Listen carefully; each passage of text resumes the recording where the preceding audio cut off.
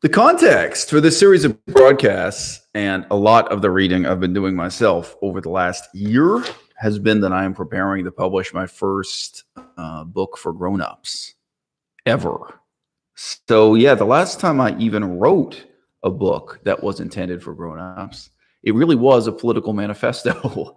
Before I left for Asia around, say, 2001 in Toronto, I actually wrote some rollicking. Melissa, have you read that stuff? I don't think you have. I wrote a book called Lay Claim to the Wilderness, etc. Maybe Lay Claim to the Wild, etc. So this kind of ecological, radical, dissident philosophy, and partly influenced by Max Stirner, partly influenced by my study of First Nations politics, some themes that would go on for years to come.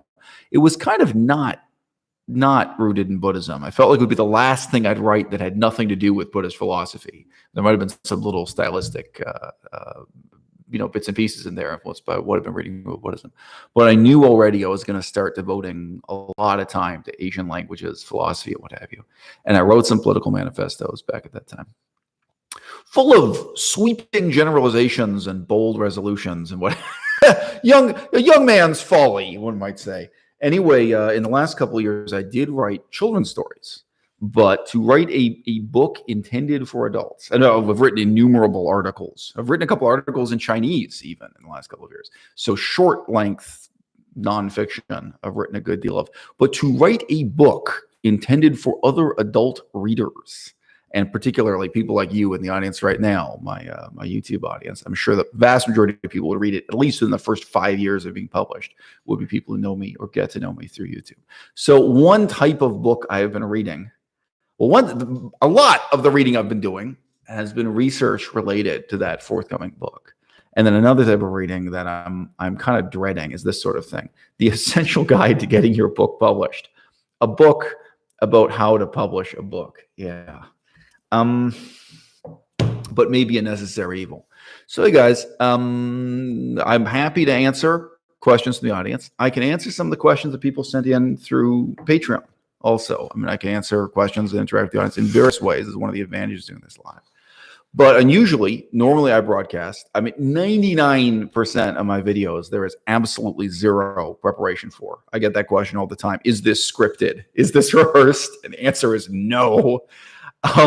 But I did just write down the titles of a bunch of books I've been reading and a bunch of topics I can cover in this live stream. In future, I could also write down things that have been in the news this week, political events, which I may have read articles about, but I haven't done a book length reading or research about if I want to talk about them. But obviously also, there's this question of whether or not, the audience wants to computer thing. So I just got a question from Junebug. Is it pre-recorded? Lol. What are you guys used to? Are you used to YouTubers and broadcasters who just have absolutely nothing to say? I've seen this, and they sit there in silence, watching and waiting for something from the audience to reply. There are live streamers who do that. No, I come on the mic when I've got something to say. I've got something to talk about. All right. If you're going to say something intelligent or interesting, then, okay, I'll read it out. I'll reply to it. You can join in the conversation. But yeah, there is a standard for you to live up to here, Junebug. What do you think? You think I'm thrilled just to, someone says hi. What am I going to do? Okay, yeah, hi to you too. Hi, Wicked Energy. It's not bad. I'm not offended, but sure, I got a lot to say. I got a lot to talk about. And by the way, guys, so there's an interesting question from Ron Simmons. Not all of the books that I have to talk about can actually hold up and show on camera. I do have a ton of them here, but it is true. Some of the books I've been reading, they exist only as a PDF or they exist on my mobile phone, this sort of thing. Okay, so Ron Simmons asks, when did you start studying nihilism as a whole? So one reason to talk about this today, I don't think this is on my list of topics, is that this is the week in May of 2021 when I finally posted this peculiar article about nihilism and the philosophy of Max Stirner. So that's something I wrote in 2006 that was published, i.e. posted to the internet this week, just a couple of days ago in 2021. So I know some of my viewers and Patreon subscribers, they've been talking and thinking more about Max Stirner than ever. The reason for that happening is that I think about 3 of my Patreon subscribers are reading Stirner right now.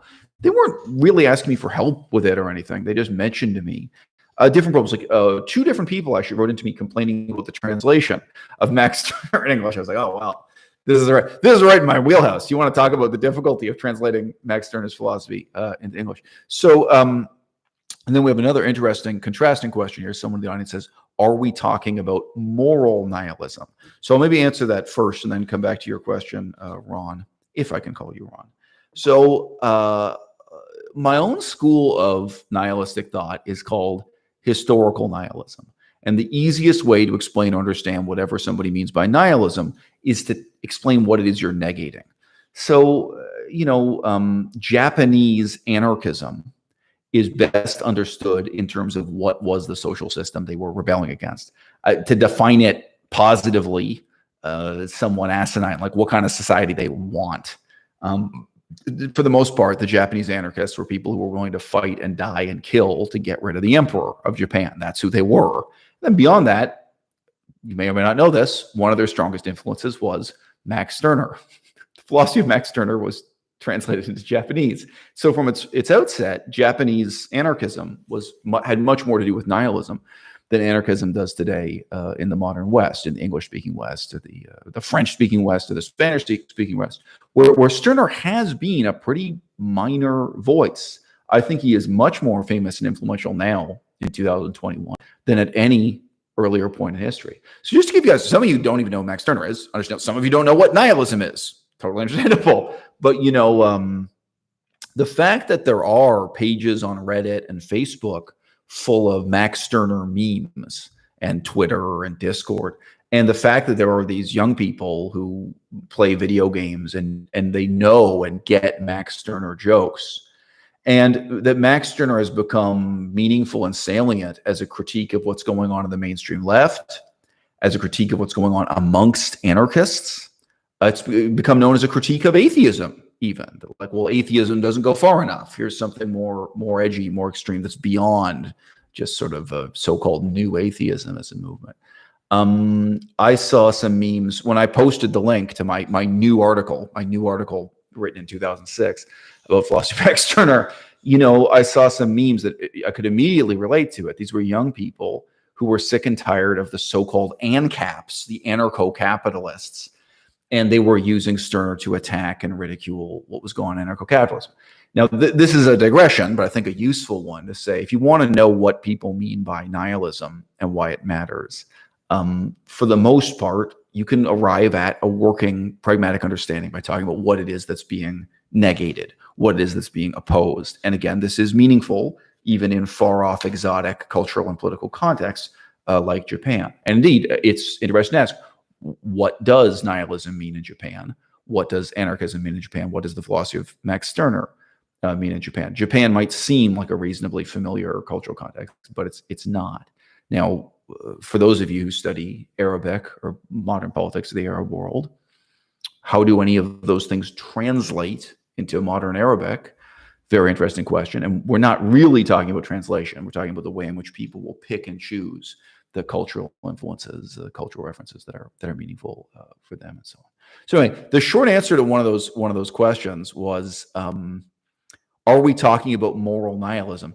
And I guess the answer is no. We're talking about something a lot more profound and a lot more political, a lot more broad than moral nihilism per se. So one of the reasons why I use the term historical nihilism is to differentiate what I do with nihilism and why it matters to me from, say, cosmological nihilism, from other meanings and uses of the word, to differentiate it from Russian nihilism. There are different people taking the word nihilist and using it in different ways. But yeah, it is easiest to get to the point by talking about what it is you want to negate. And certainly, my forthcoming book, I was writing the book this morning and last night. I'm still actively working on the book. It's not like an abandoned manuscript or something. My new book, No More Manifestos, that will give you a very thorough sense of everything it is I want to negate. Why it is I am a dissident intellectual in Canada, why it is that I'm in some ways, even you could say, a kind of frustrated revolutionary in this context, while, identifying as a nihilist, while I don't believe in, I don't sympathize with any of the cultural cross currents that use and popularize the idea of revolution, that offer you a sort of ready-made Lego kit for how to assemble your own revolution. So in case you hadn't guessed it, or you didn't know this, yeah, I completely laugh at, Marxism and communism and so on, all the easy answers provided by the old ideologies. And that in itself, by the way, is a very good reason to identify with nihilism or to get an interest in the ideology of Max Stirner. If your position is that there isn't a tradition you're a part of, and you find yourself largely a critic of and reviling these established traditions and ideas that are around you, be it the Catholic Church or communism or what have you. If you're an outsider, if you're someone who has stands in a situation of confronting the indifference of your contemporaries in those ideologies, that will bring you over bit by bit to the nihilist side and might make you a little bit interested in philosophy of Max Stirner. Sorry, so it looks like we have some more interesting questions. Oh, right. But look, on the meaning of the word historical nihilism itself, I think it's significant to note communism is very much a cult based on the belief in history, in taking historical events and turning them into a kind of religion, that you must believe in historical inevitability, Marx's analysis of what happened in the past, and then the projections of what are going to happen in the future. Yeah, and even still today in China, in many ways, the Chinese Communist Party has become very cynical and detached about communism itself and Marxism. But they still insist that it's crucial in order to be part of 21st century China that you believe in history, you believe in the meaningfulness and purpose of history. That history isn't meaningless or pointless or aimless, right? Like this is part of the emphasis given by contemporary communism in China. And the Chinese Communist Party, they openly use that term to describe their enemies, that what they are fighting against is historical nihilism. Now, again, this in the context of Israel or Germany, this would evoke a different sense of the meaning of history. Here, I mean, where I'm living right now is built on genocide, very literally. The city I'm living in, the particular land I'm inhabiting is built on genocide. But, with China, they've been through this tremendous suffering in the 20th century. And yes, there's the whole ideology of communism and Marxism and the power mongering and corruption of the Communist Party.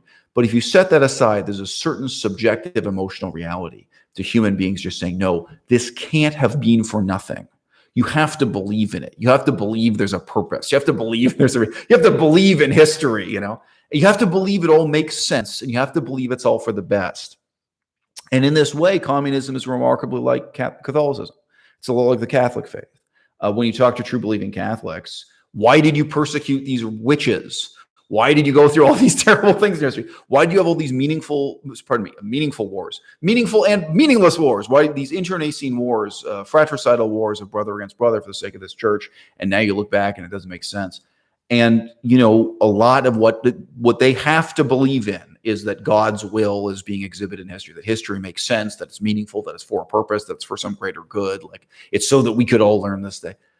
Catholics tend to believe in history and live with history, actually in a way that's shockingly similar to modern communism. So in saying historical nihilism, and I'm supposedly some kind of budding sinologist, study of the Chinese language, Chinese politics is part of what I do with my life. Maybe a small part, but an important part now, we assume in the next 10 years in the future. This is saying, yeah, I am one of these people. My philosophy is the diametric opposite of the Communist Party.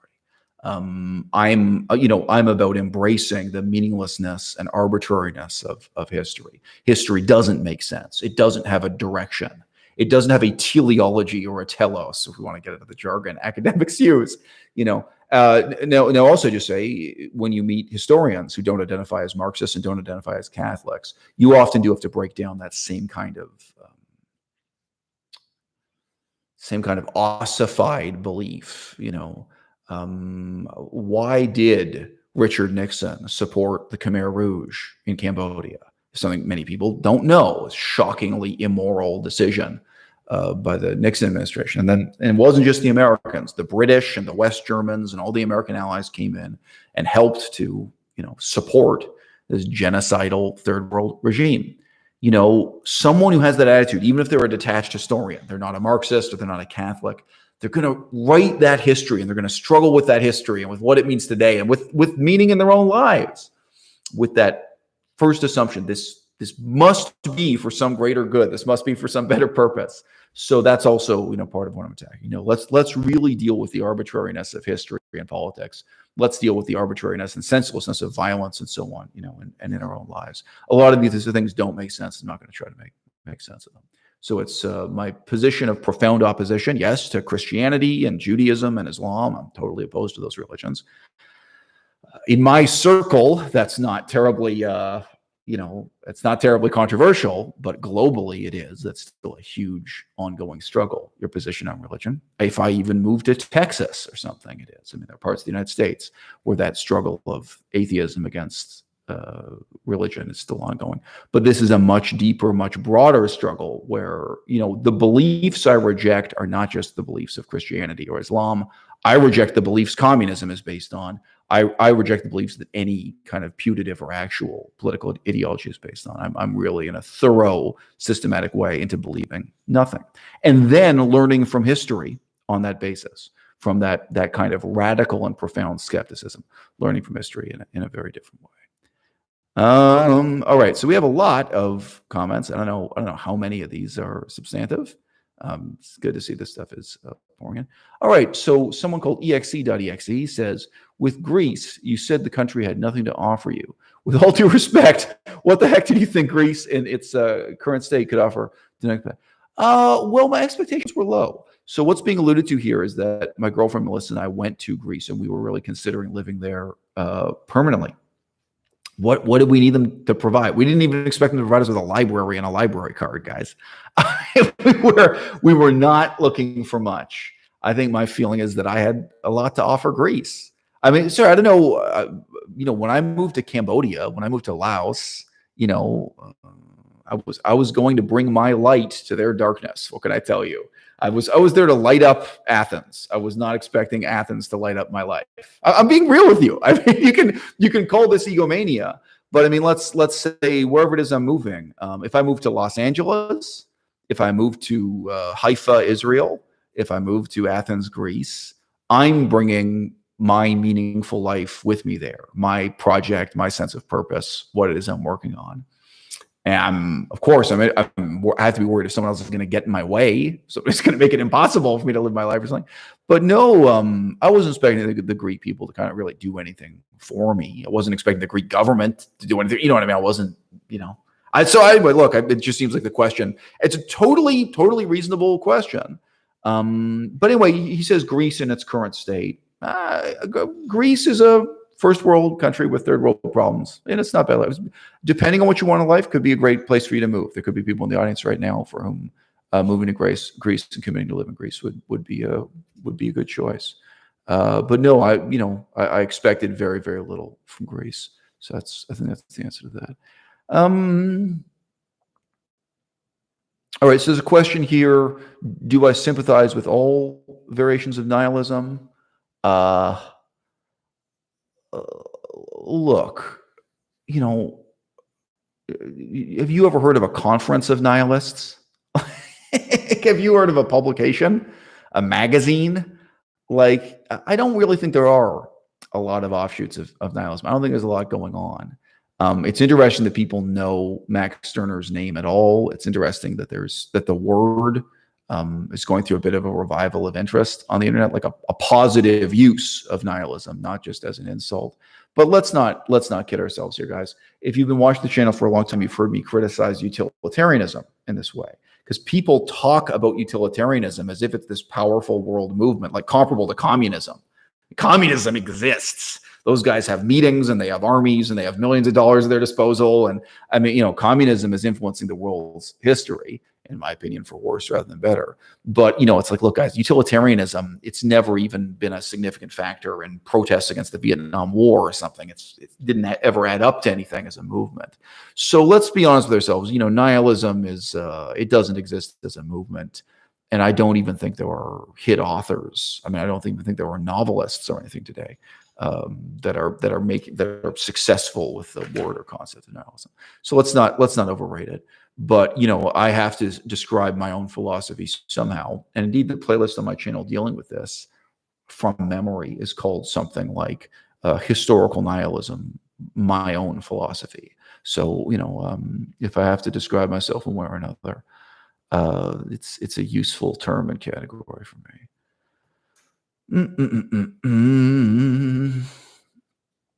This is a pause while I'm reading your comments from the audience. So, interesting question from a longtime viewer and commenter here. Nacho asks, is it true that nihilism goes through two stages, the thinking state and a deeper, more complete form of nihilism based on feeling, like an emotional reality nihilism? So, look, to give you an example, when I was a very young man, still a teenager, I'd lived in academia, I'd been on university campuses. People, really train you to believe in and be excited about abstract ideas presented by Plato, abstract ideas presented by Hegel, the most boring philosopher of them all. The professors, they're trying to get you excited about the accomplishments of Immanuel Kant, which is utterly boring and insignificant and really laughable, the intellectual legacy of Immanuel Kant. And yes, there were people around me, including my own parents, who tried to, create this aura of anticipation and excitement around Karl Marx. So there will be a tremendous emotional impact when you reach the point in your life where you're willing to look at all those things and realize this is just bullshit. This is all really nonsense. And you also may start to understand analytically the motivations those people had to lie to you or to lie to themselves. But it's a lot like Santa Claus. Some parents are just trying to make their child believe in Santa Claus because they think it'll make the child happier. Some parents are really so insane that they believe in Santa Claus themselves.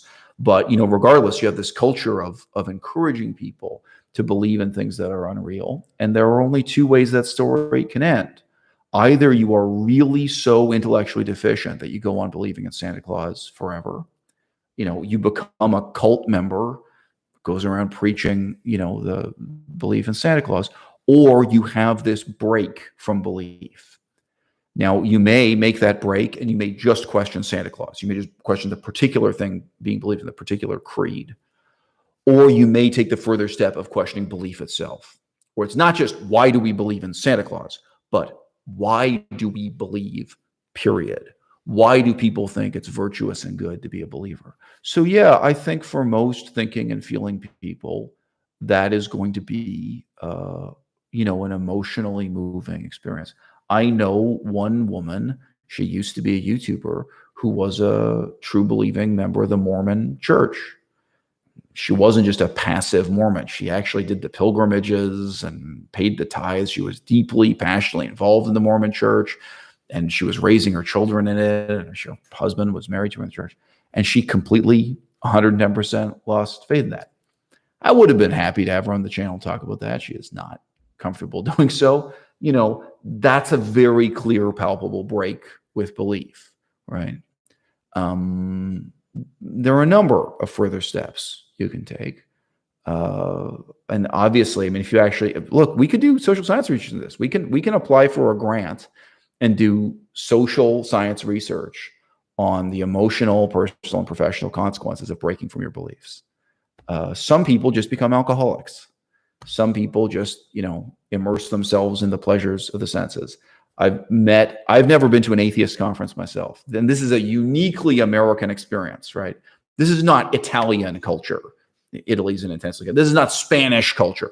In America, and to a lesser extent in Australia, there's a parallel for you. In Australian culture, there are these conferences where people who are now atheists come, and they're preening like peacocks. They're so proud of themselves that they figured something out that an 8-year-old could have figured out, that God isn't real.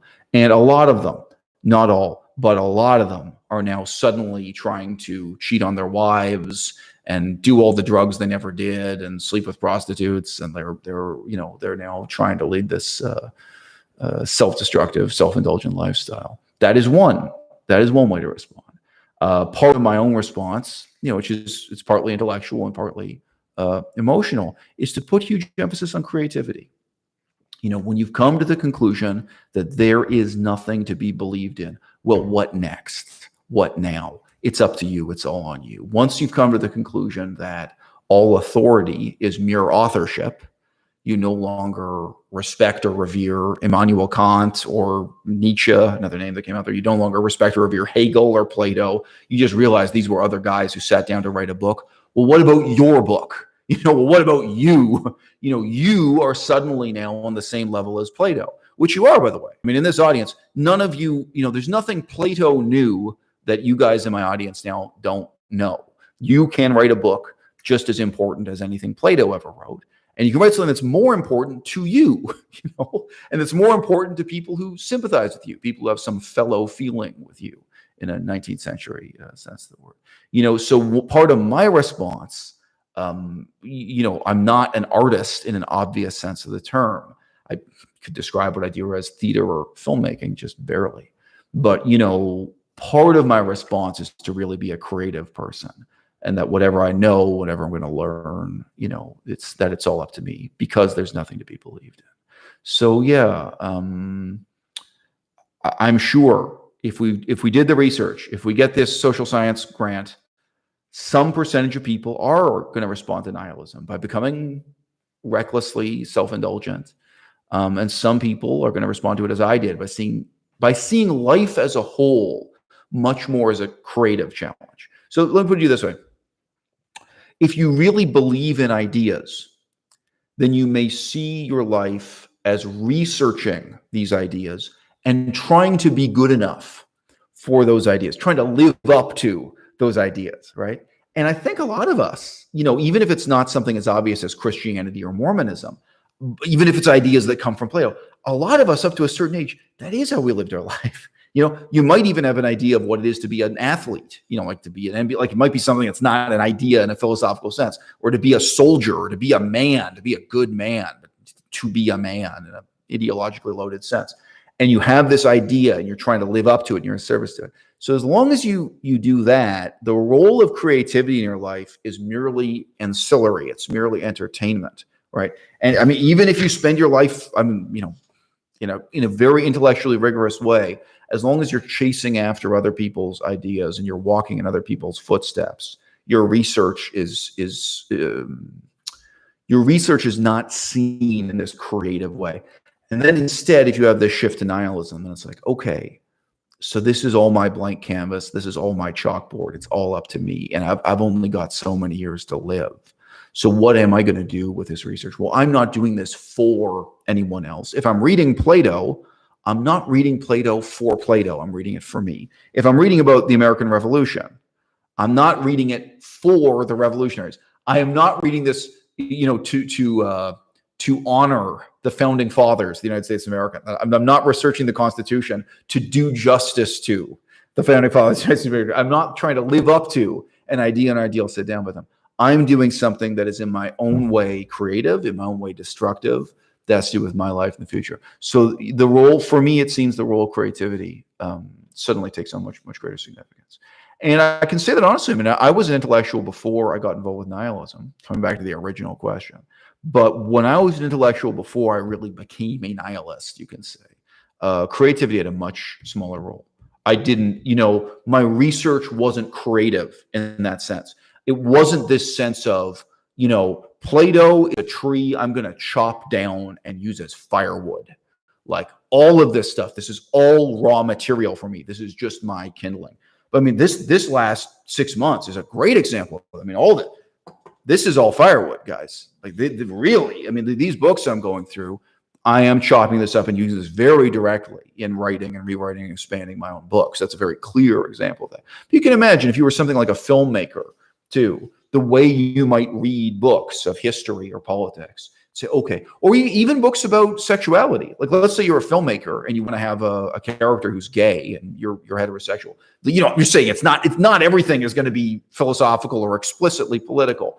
Maybe you read some autobiographies from a gay man and a gay perspective, and you're thinking about how you're going to show this in your film. So I just say the relationship between research and creativity. I think that really changed for me. Okay. We get some related questions here that I've already covered. Thoughts on libidinal materialism? I think we've covered that. Right. So edgy intellect comments that nihilism also rejects knowledge, and on that basis rejects not moral values. It's the most radical form of skepticism. So I would differ with your wording there. Obviously, this could be a 1 hour long philosophical discussion, but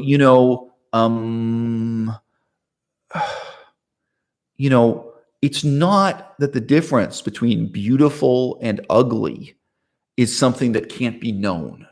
That's ridiculous, right?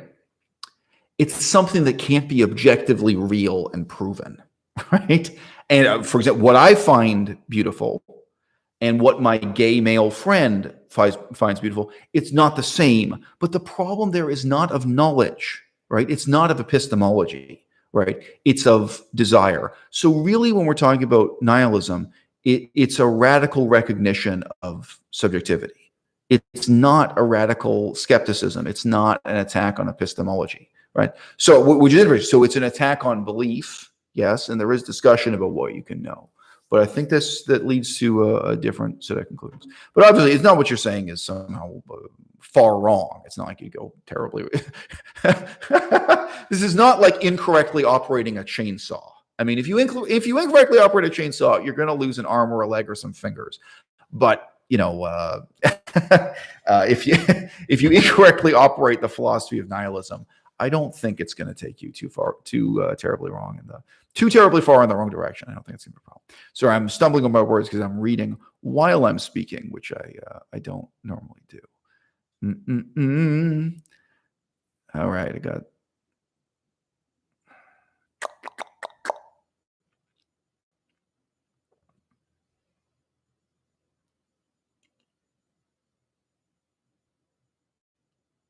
Okay, a request to make a Goodreads account listing recommended reading material. That is something I'm never going to do.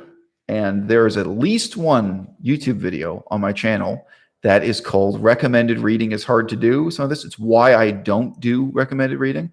So when people support me on Patreon, I can advertise my Patreon. People who pay $1 a month to support the YouTube channel on Patreon, when they ask for recommended reading for books specifically relevant to their situation, I take that duty quite seriously. But I do not believe in this culture of just recommending a book in general for all people. And that's probably because, guys, sorry, another big topic on my YouTube channel of Napoleon's younger brother. How many hours did I spend reading that book? It was really a lot of work. Right now, I can say a bunch of positive things about it. I would never come on the internet here and say, "Oh, you guys should also read this book. It's really great." Are you kidding me? I mean, this is really a huge decision and a huge commitment for one person out of a million. It's worth taking the time to read that book. And probably I'm not that one person in a million. Probably it was the wrong book for me to read. So no, I'm very much against this culture. I would just point out by contrast, who recommends clothing this way? I'm not here saying, "Oh, you guys should buy this shirt." You know what I mean? I think different people have to wear different shirts. Let's get on a shirt. It's 5 minutes. How long does it take to put on a shirt or take it off? Or if you're not happy with it, throw it in the garbage. No big deal. We are just spending a lot of hours of focused attention reading a book. And so in the same way that I'm very skeptical about people playing video games for so many hours, I'm very skeptical about reading books. I'm not in favor of reading for the sake of reading, and I'm not in favor of drinking alcohol for the sake of drinking alcohol. Melissa, could you open the window? If it's too terribly noisy, we'll close it. But I think we got to risk it at this time of day. All right, another interesting question I could go on about. She asks, why did these philosophers get promoted? Just like the entertainment industry, just like the movie business, there actually are interesting stories about about how particular books got promoted and how they became famous or successful within nonfiction too. Okay, another great question. Somebody asks, did you finish How to Win Friends and Influence People? So that is a book that I am planning to read in Chinese and English parallel. I may read it in Chinese, English, and French parallel. So it's partly as a language learning effort. And I think that could spin off a number of YouTube videos. I'm talking about a terrible book. How to Influence and Influence People. Maybe I'll make some YouTube videos joking about it or laughing about it. I mean, I don't actually endorse the philosophy of this book or anything like that. But yeah, certainly as a language exercise, interesting crossroads in the history of planet Earth. The fact that that book exists and that it means so much to most people. Someone here says, and in Spanish too. So that's part of why this book is significant. It has been translated into every language imaginable. So yeah. And someone said here, damn, you can learn a lot from reading it in both Chinese and English. That's right. It's a book that has a lot of vocabulary about motivating people, like in English, what we'd call modal verbs, about judging people's mood, a lot of nuanced language about human behavior, and also has a lot about politics, not in a deep sense. But if you haven't read the book, How to Win Friends and Influence People, like every couple pages, there's a stupid anecdote about the President of the United States of America. All the time. It's like, and then President Abraham Lincoln was getting ready for the biggest battle of the Civil War. And he turned to his secretary and he said, and that's how we learned the lesson, that you have to be kind to people in order to get them to do what you want to do, even on a battlefield. But there, a lot of it is about relations between masters and servants, relations between politicians and the people following them, commanders and their men. There's quite a bit of political vocabulary that gets practiced too. Well, somebody's laughing. I think you read it in Spanish, hey Frida. So I think you know what I'm talking about.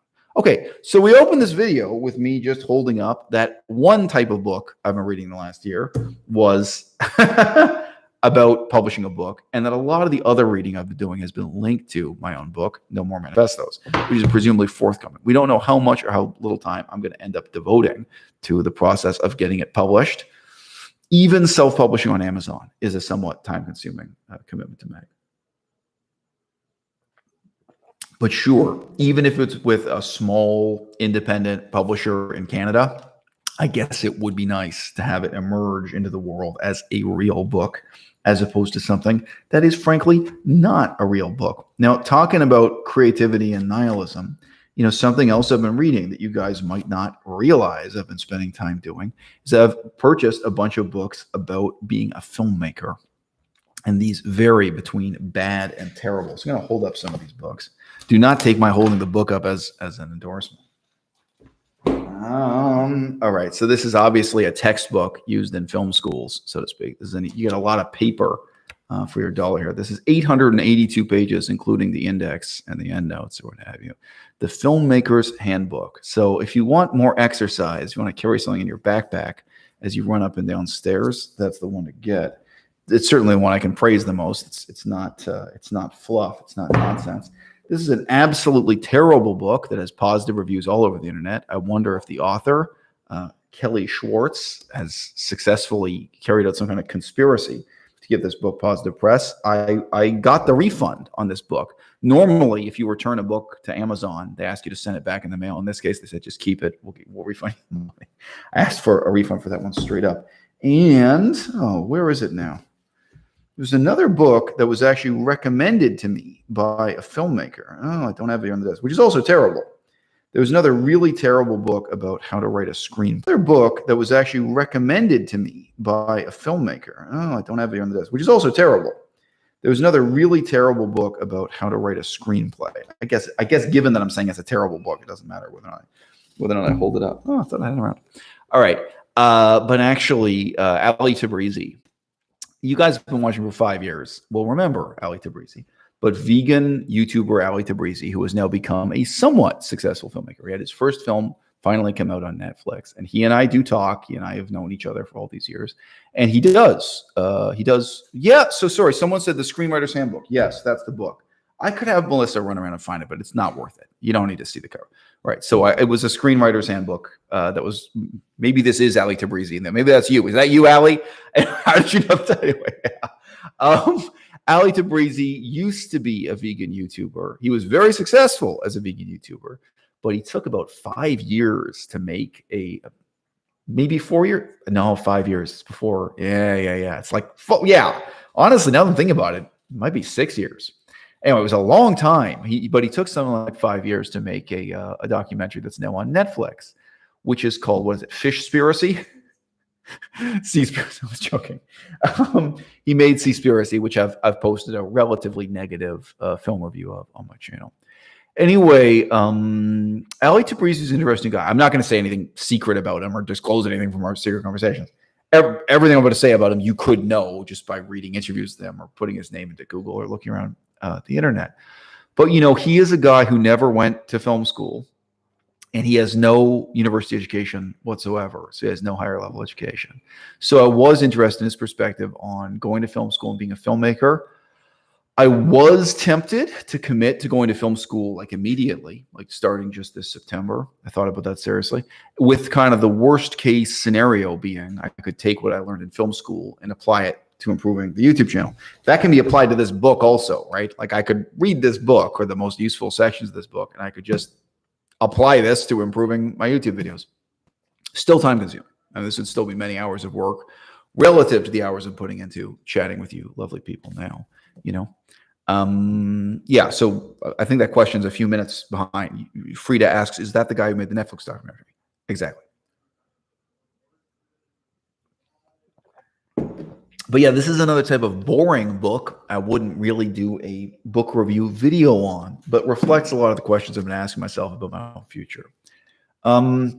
One of the things, contrasting YouTube to formal filmmaking and the question of how can I ever earn a living, this kind of thing, in filmmaking or otherwise, I think, at age 42, and I'm 42 now, in case you guys didn't know, most young people go into film with the jejune assumption that other people are going to solve their problems for them, that somebody is going to make them a star, that somebody is going to give them an opportunity.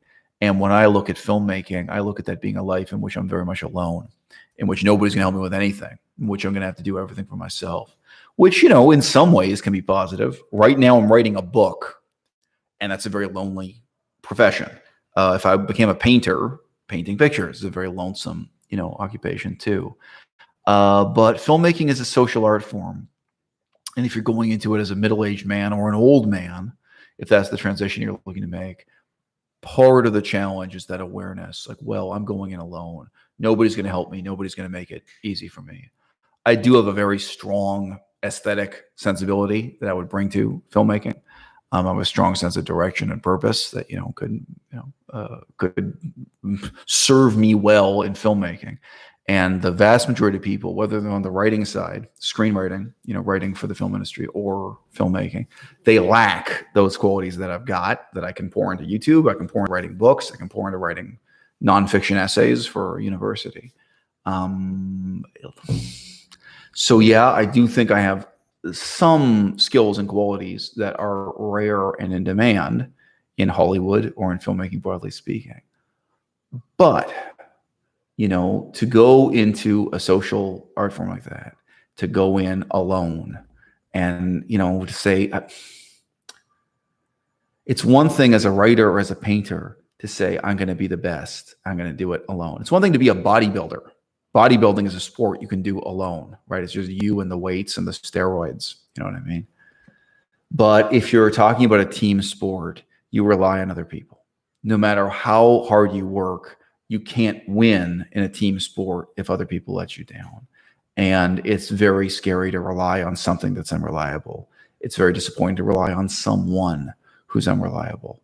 So to put yourself into that situation and then work with other people who are not talented and focused and determined and motivated the way you are, and to know that your success or failure is going to rely on all those other people. That's even just talking about the team who make the film. After the film is finished, the other people you rely on to promote it and actually get it into even one film festival, this is very scary indeed. So that's a big difference between making YouTube videos and making films.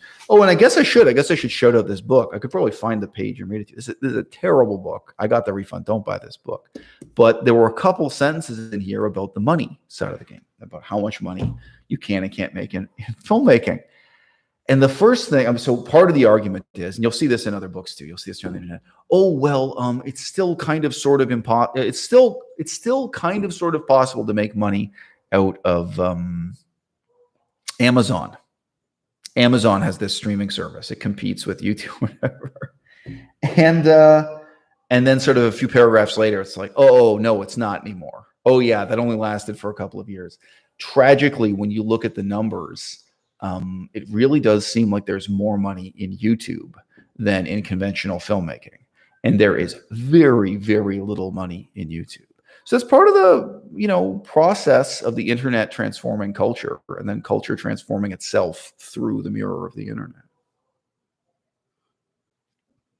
It has never become, in the history of the world, it has never been easier to make a film and share it with others. It has never been easier to write a book and share it with others. However, the financial incentive for you to publish your book, or for someone else to publish and promote your book, that has largely disappeared. That has evaporated. You're getting book publishing operating on a nonprofit basis. And it seems that for most filmmakers too, the money has really disappeared from the game. So, and of course, one of the differences is, minimum, you need to spend $40,000 making a film, even if it's a small, cheap, independent film to play in film festivals. And I do not need $40,000 to make YouTube videos. So yeah, I think this gives you a comprehensive explanation of why I purchased these books. And again, there were a couple others around I don't have here. Why I was thinking about going to film school, but why this has also largely disappeared as a priority for my own reading list. Now, I've also set out, I've adumbrated the factors that would make me optimistic. What if I knew about a film school that was really great and where tuition was at a reasonable price? And I thought, okay, I can go to this film school and I can really learn what I want to know, and I can maybe meet other talented people I can work with. What if I knew just 5 people in this audience right now who were going to get into filmmaking with me? You know what I mean? You could have a circle of people. You could know just one incredibly attractive person and think, this is going to be the next Marilyn Monroe, or this is going to be the next Johnny Depp. There's a guy who got by on the shape of his face. You think, okay, you and me, kid, I'm going to make you a star. There could be just one other person you work with where you feel they have the star quality. Actually, Greg's going to be a comedian. What if you knew one person who was really funny? And you think, okay, I can make the film around this person, where there's this one, I can handle the lighting and sound, but I don't need to rely on anyone else other than this one talented person. Well, when you got nothing but yourself, and when you have no faith in the educational establishment, when you're looking at these film school programs at any price, even if you pretend money doesn't matter, and you think, I would be wasting years of my life for nothing. Which, by the way, is what all the professors tell me, right? Which is, by the way, what all the filmmakers I talk to tell me is film school is a total waste of your time, money. And then even the professors I talk to, they're like, oh, no, just learn it on YouTube. So YouTube is apparently the alpha and omega of everything in our culture in the 21st century. This is indeed a very disappointing perspective to have to adopt. All right, guys. So look, it's fine. I'm just turning to the audience every so often. Oh, there's a simple but deep question. Are you going to make another video on Xinjiang in the future? I will have you know, I have had clips on Xinjiang sitting in my editing software unused for at least a full year. Recently, I reminded Melissa of just how long ago it was that we ordered the stack of books. Okay, let's flex the books. Babe, why don't you run around and get, say, the 3 or 4 major books we got on Xinjiang? Oh, I could stack this pile up real high if we had the books on Xinjiang. So we started this Xinjiang research project for a number of reasons. Part of what we're planning to do, yeah, I know. So I don't know if some of them are in the other room. It's going to take no rush, babe, no rush. Part of what we were trying to do with the research project, which is going to be obvious even in the titles of these books as I hold them up, was to reframe the history of Xinjiang in Central Asia. If you like, to present Xinjiang as the place where China meets Central Asia, and to understand what's happening now in Xinjiang better in the political context of both the history of China and the history of Central Asia, which nobody does. So each of these books certainly has advantages and disadvantages. I'm not an uncritical fan of any of them. This is Inside Central Asia by a guy named Dilip Hero. So again, Central Asia.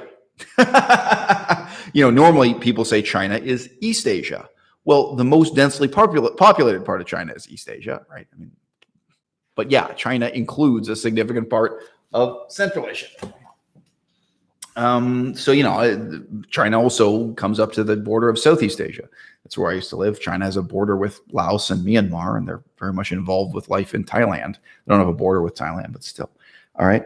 Yeah. So again, this is I'm not going to hate on this book, and I haven't read it myself. But yeah, a book probably both of us will have criticism of when we get to the end of it. But an important book on an important topic: Holy War in China, Muslim rebellion and state in Chinese Central Asia. Here's the key phrase: 1864 to 1877, by Hodong Kim. Yeah, and here's a single topic book, Slavery and Empire in Central Asia by Jeff Eden. History of slavery in there. And yeah, China Marches West. So just to mention one really important aspect of this book, and I mean, something important that comes out of understanding the history of Xinjiang, no matter, even if you're working from Wikipedia articles, so if you just want to read a little bit. You know, I think one of the biggest lies in the history of China, and these are lies told by Europeans as well as by the Chinese themselves, was that the Qing dynasty was China's moment of greatest weakness, whereas really in many ways it was China's era of greatest strength. Now, it's not for no reason at all that the Qing dynasty is, and by the way, this is Qing with a Q, right? Q-I-N-G, Qing. It's not for no reason at all that the Qing is remembered as this period of weakness. But the story promoted by the communists also was that this is somehow a century or more in which China was limping along and weak and was beaten up by the Europeans. And then this leads ultimately to the rise of communism, so on and so forth. This is the failure of China as an imperial state. And it wasn't. It was China's period of greatest military strength and their period of greatest geographic expansion. It was a very warlike, bellicose dynasty that, from a value-neutral perspective, accomplished a great deal. It massively strengthened China's position in the world. Now, by contrast, militarily and territorially, the Song dynasty was very, very weak. But it's remembered very positively. It's remembered as a golden age in Chinese history. So, I mean, you know, sometimes things are like that. I mean, you know, I'm not hating on it. It's not some conspiracy, but it's definitely a misconception. And, you know, if you want to know how did Xinjiang become part of China, long story short, they were conquered during the Qing dynasty. So, you know, again, the military strengths and weaknesses of the Qing dynasty that came up in the research I did on Yunnan, Laos, Vietnam, came up in the research related to Japan and their border in the Northeast, dealing with Korea and Russia and Japan. They had war in all directions all the time. But it's really not the case that this was anyway. It wasn't China's period of greatest weakness, where they failed to confront or deal with the Europeans. And the whole notion that China was destroyed by European imperialism. Well, guess what? China is still inhabited by Chinese people. This is the first indication of how ridiculous this myth is. You know what? If you go to Australia, it's not inhabited by Australians. It's inhabited by Europeans. The indigenous people are now a tiny minority of the population of Australia. Canada is not inhabited by indigenous Canadians, so on and so forth. I mean, if you want to know what it's like when European imperialism destroys a place, throw a dart in the world map. You know, you're going to see a lot of examples. So no, the impact that European imperialism had on China is incredibly trivial compared to any other continent, like South America. What was the impact of European imperialism on what's now Chile or Venezuela or Brazil or Africa? You know, China was one of the least affected by European imperialism in parts of the world. Of course, the impact was not zero. By the way, another fascinating case study, if you guys who haven't looked at it, you can compare the history of Thailand. Thailand was never conquered by European power, but of course, their history was profoundly changed by the contact they had with Europeans. So, yeah.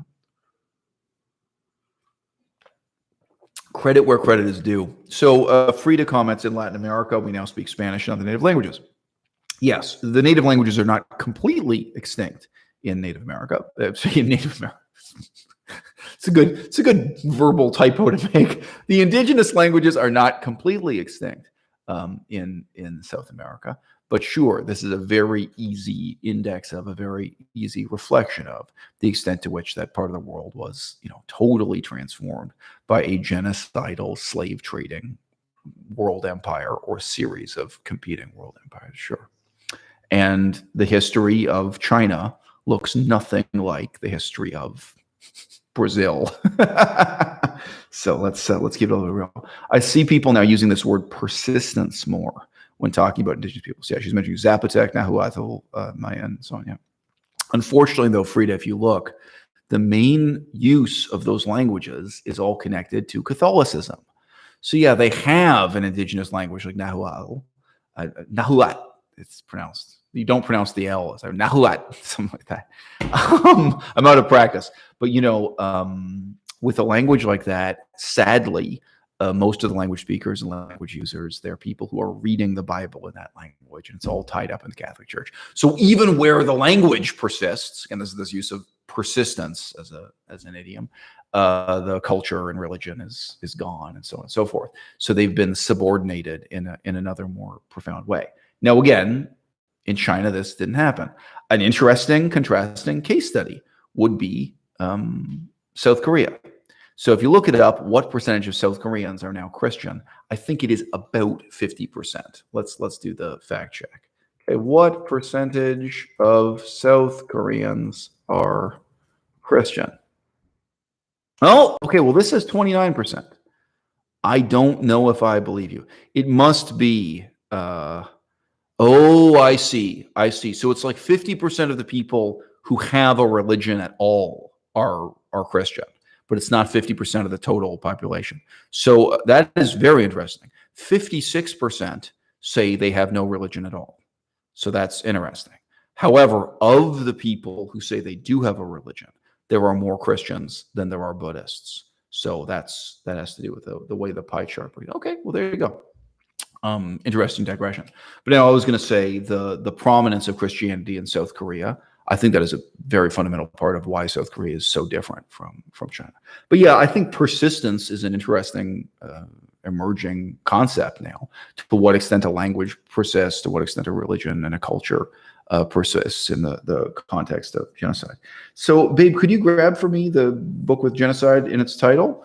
We have a book here that I have not had time to read, and I'm being honest to you, I do not know when I will have time to read it. So here's the core function of Booktube coming at you.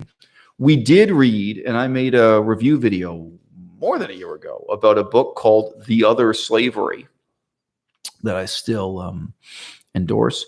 This is Surviving Genocide by Jeffrey Osler. So the title tells you a lot about it. You know what? I can stack up another book that I bought quite recently on top of this. Oh, yeah. Citation does not mean endorsement. So just mention, The Other Slavery is a book that's very strong dealing with the early period. It's very strong in dealing with like Christopher Columbus and about 1 century after Christopher Columbus. But it is relatively weak as you move forward century by century and decade by decade thereafter. Now, Surviving Genocide begins basically with the American Constitution.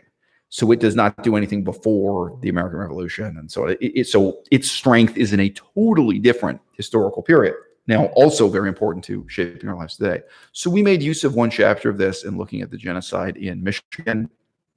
Melissa's from Michigan. We don't know to what extent our futures will bring us back to Michigan, on the Great Lakes and so on. So yeah, for a lot of people, this might seem like the most important historical epoch to cover, but for these people, it wasn't the beginning of history. The fact that this happened after the American Revolution, I'm not criticizing the author unfairly, but it really is an arbitrary and kind of false moment to choose to start your history of the indigenous genocide. Before this, to really give a full sense of the independence the United States of America accomplished, and then how some of these things were, what happened and what the Supreme Court said about it, and while the newspapers. But I understand there's a certain kind of aesthetic and historical unity just dealing with that period. By contrast, here is a book with a very provocative title, The Barbarous Years, subtitle, The Peopling of British North America, yet another subtitle, The Conflict of Civilizations, 1600 to 1675. So that really relates directly to what I just said about this other book, Surviving Genocide, and by contrast, the earlier period covered by The Other Slavery. If you just search my channel for The Other Slavery, you'll get the book review. I did that in the past. That book review might only be on Active Research and Informed Opinion and not on Boswell, but you'll figure it out. You'll get a link from one channel to the other. You'll see both versions of the video or whatever. So look, I do not know if this book is really going to be honest enough about it, but that's really a crucial period. If you think about it, 1600 to 1675. And this is long before American independence had been dreamt of. Gage asks, can we ask you questions? Yes. Yeah. Right now, I'm answering a question. Yeah, a lot of what I'm saying is in response to what the audience wants to talk about. So yeah, if you have something intelligent to say, yeah. So, and unfortunately, once in a while, I do have to ban people, which is too bad. But, comes with the territory. I use that phrase a lot on my YouTube channel. Anyway, yeah, so I just say this is kind of the right period to be asking those questions. And the author, Bernard Bailyn, he was already an award-winning historian in his youth. And this is him as an old man. I think the books he wrote in his youth are bullshit. I think he's about 90 years old when he wrote this. And I was wondering, okay, at 90 years old, did he now have the honesty and focus and determination to really deal with this stuff honestly? Because it's hard. It's hard to be honest about. I look forward to the day when this history will be written by Chinese people. What is the Chinese perspective on this? You know what I mean? What about a Chinese author who's not like a communist, mouthpiece or something? You know what I mean? Like, what about a Chinese author who's really doing independent research, doing that thing, and from their, from their detached perspective, really looking at, really evaluating, the history of, the history of what happened in American colonialism. So, look, I got a question here from Nick. He likes the channel, but will I enable the comment section? So tell me, Nip, if you like the channel, have you ever once looked at the description below a video? Because you might not know this, every single video I upload, and this has been the case for many, many months. I don't know when I started doing this, maybe not yet a year, but every single video I've been uploading for many months includes in the description, quote, so right after I say support the channel by going to my Patreon, the very next thing it says is, why are comments disabled on my YouTube channel? Here's the answer in a relatively uplifting 5-minute video. So I don't know, Nick. I don't know if you do like the channel. I have to tell you something. I think you're lying. I don't think you like my channel. I don't think you watch my videos. Because if you watch my videos, you would know I've answered this question. I'm happy to answer it again, but what am I going to say? So yeah, and Sam has correctly been calling out that we had one of my most dedicated trolls join the audience. But what I wish for all of my trolls is that they grow up and get jobs. I think full-time employment will solve a lot of what's wrong with them. And a lot of people hate me that way. I think having conflicts in the workplace, having a conflict with your boss, having conflict with your colleagues, I think it will put in perspective for you whatever hatred it is you feel towards me. How dare this guy on YouTube criticize me or talk about politics? Well, I dare. And, the often heartbreaking experience of the workplace will, it'll help you appreciate me, and it'll help you calibrate what it is I'm doing here with kind of mild and constructive criticism that I really do offer others. Just say that briefly, babe. Babe is my girlfriend. Sorry, I'm not referring to any of you in the audience, but one of the factors in understanding my parents' ego trip during my childhood too was that they were their own bosses, right? They ran their own company. Now there are some ways in which that's humbling or whatever, but you can imagine how different it would have been for my parents. They had a job like your dad. I just mean a job where you work with other people, and you know what I mean, where you have to cope with. Let me tell you something, folks. It comes with the territory. If you want to get on YouTube, it comes with territory. We have other people volunteering from the audience saying, quote, I'm his babe. No, you're not. I've never met you. Anyway, yeah, I think it's interesting to reflect in terms of my parents' lives, in terms of my professors' lives. If you think about your school teachers, your high school teachers, university person, that none of them dealt with that. because there's a lot of rough and tumble. There's a lot of, I just say it changes your perspective. These things that would change your perspective on some extremely provocative person here on YouTube, like myself, and what it is we're doing as creative artists and researchers and intellectuals. All right, babe, you got a choice on the list? Anything you'd like me to give you a vote? By this Michael Jackson's doctor. Oh, okay, all right. So look, all right. Well, I'll come to that. Okay, I have a lot I want to cover. Okay, I'm gonna do this. I'm gonna do this in order. So there are some books that I've been reading just on my mobile phone. So as heavy as this stack of books is, there are other books that I've been reading as PDFs, and I've been reading on a portable mobile device. And one of them concerns the Vietnam War. So I got a book that is called McNamara's Folly. So if you don't know the name McNamara, that's one of those names that was ubiquitous for years and years. Everyone heard it on the news every night. Everyone was sick and tired of hearing about Robert McNamara, right? He was a major figure in American political politics who never said anything interesting or profound. And when he retired, he kind of, people were eager to have him disappear from the lexicon of the public imagination. But anyway, McNamara's Morons is a slang term used for the practice in the American military of actively recruiting and forcing into service mentally disabled people. So that is the sort of book that is fascinating, even if it is badly written. The guy who wrote that book is not a genius. There are weaknesses in the book I could point out. To give an example, it primarily deals with,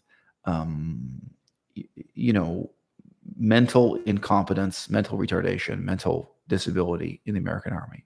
But it tries to, in passing, also cover the issue of recruiting criminals into the military, people with criminal records, and even offering people the trade-off where the judge says, look, we could send you to jail, but instead, how about we sign you up for a tour of duty in the military? And now that's also a very interesting, profound source of corrosion and corruption in the American military. And it didn't just negatively impact the war effort in Vietnam. I think there's a real argument that it could be the reason why the Americans lost the war in Vietnam. I'd have to get into some details there, but yeah, this was a crucial factor in how the war went, including, ultimately the reason why the Americans lost the war was the public perception of it as immoral. That's why they lost. They didn't lose militarily. They weren't defeated by superior forces or numbers, nor by strength of opposition from the Soviet Union, by the way. The Soviet position was kind of ambivalent and ambiguous on this, and China's position also, by the way. So it was neither the strength of opposition from Vietnam, nor China, nor Russia added on to Vietnam. The Americans lost the Vietnam War. The Americans gave up and quit when they did because of okay, I'll stop. I will pause to delete more disruptive and stupid comments. All right. No, otherwise, I'm just letting you guys know I am seeing these comments as they happen. And if anyone's saying anything intelligent, I'm happy to interrupt the flow of what I'm doing to address it. So Nacho comments that this was LBJ's idea of a psychological experiment. So it's not that it was a psychological experiment. It's that it was a social experiment. The theory was that this would result in the upliftment of the poor and the disadvantaged and the undereducated and the mentally disabled. That this would actually give them careers and a better prospect for the future.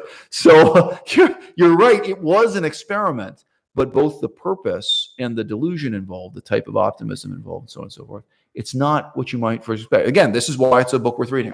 And by the way, I think it's $9.99 on Amazon. So to get that, if you're willing to read off your mobile phone, which I was for this book, it's not a lot of money and it's not a lot of time.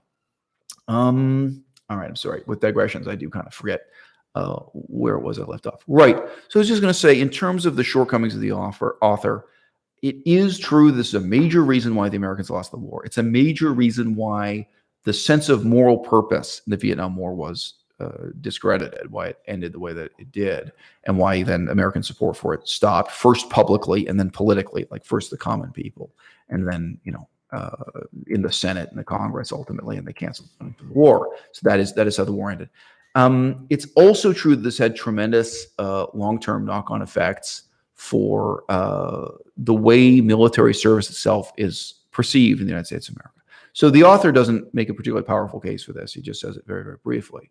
But he says that, the Vietnam War and this practice of recruiting in this way, pressing people into service against their will and so on, it gave everyone in the population the sense that military service was for inferior people, intellectually inferior people, economically inferior people. That it was for people who couldn't get out of it. That anyone who was wealthy enough to go to college wouldn't serve in the military. That had a profound effect on American culture. The concept of college deferment.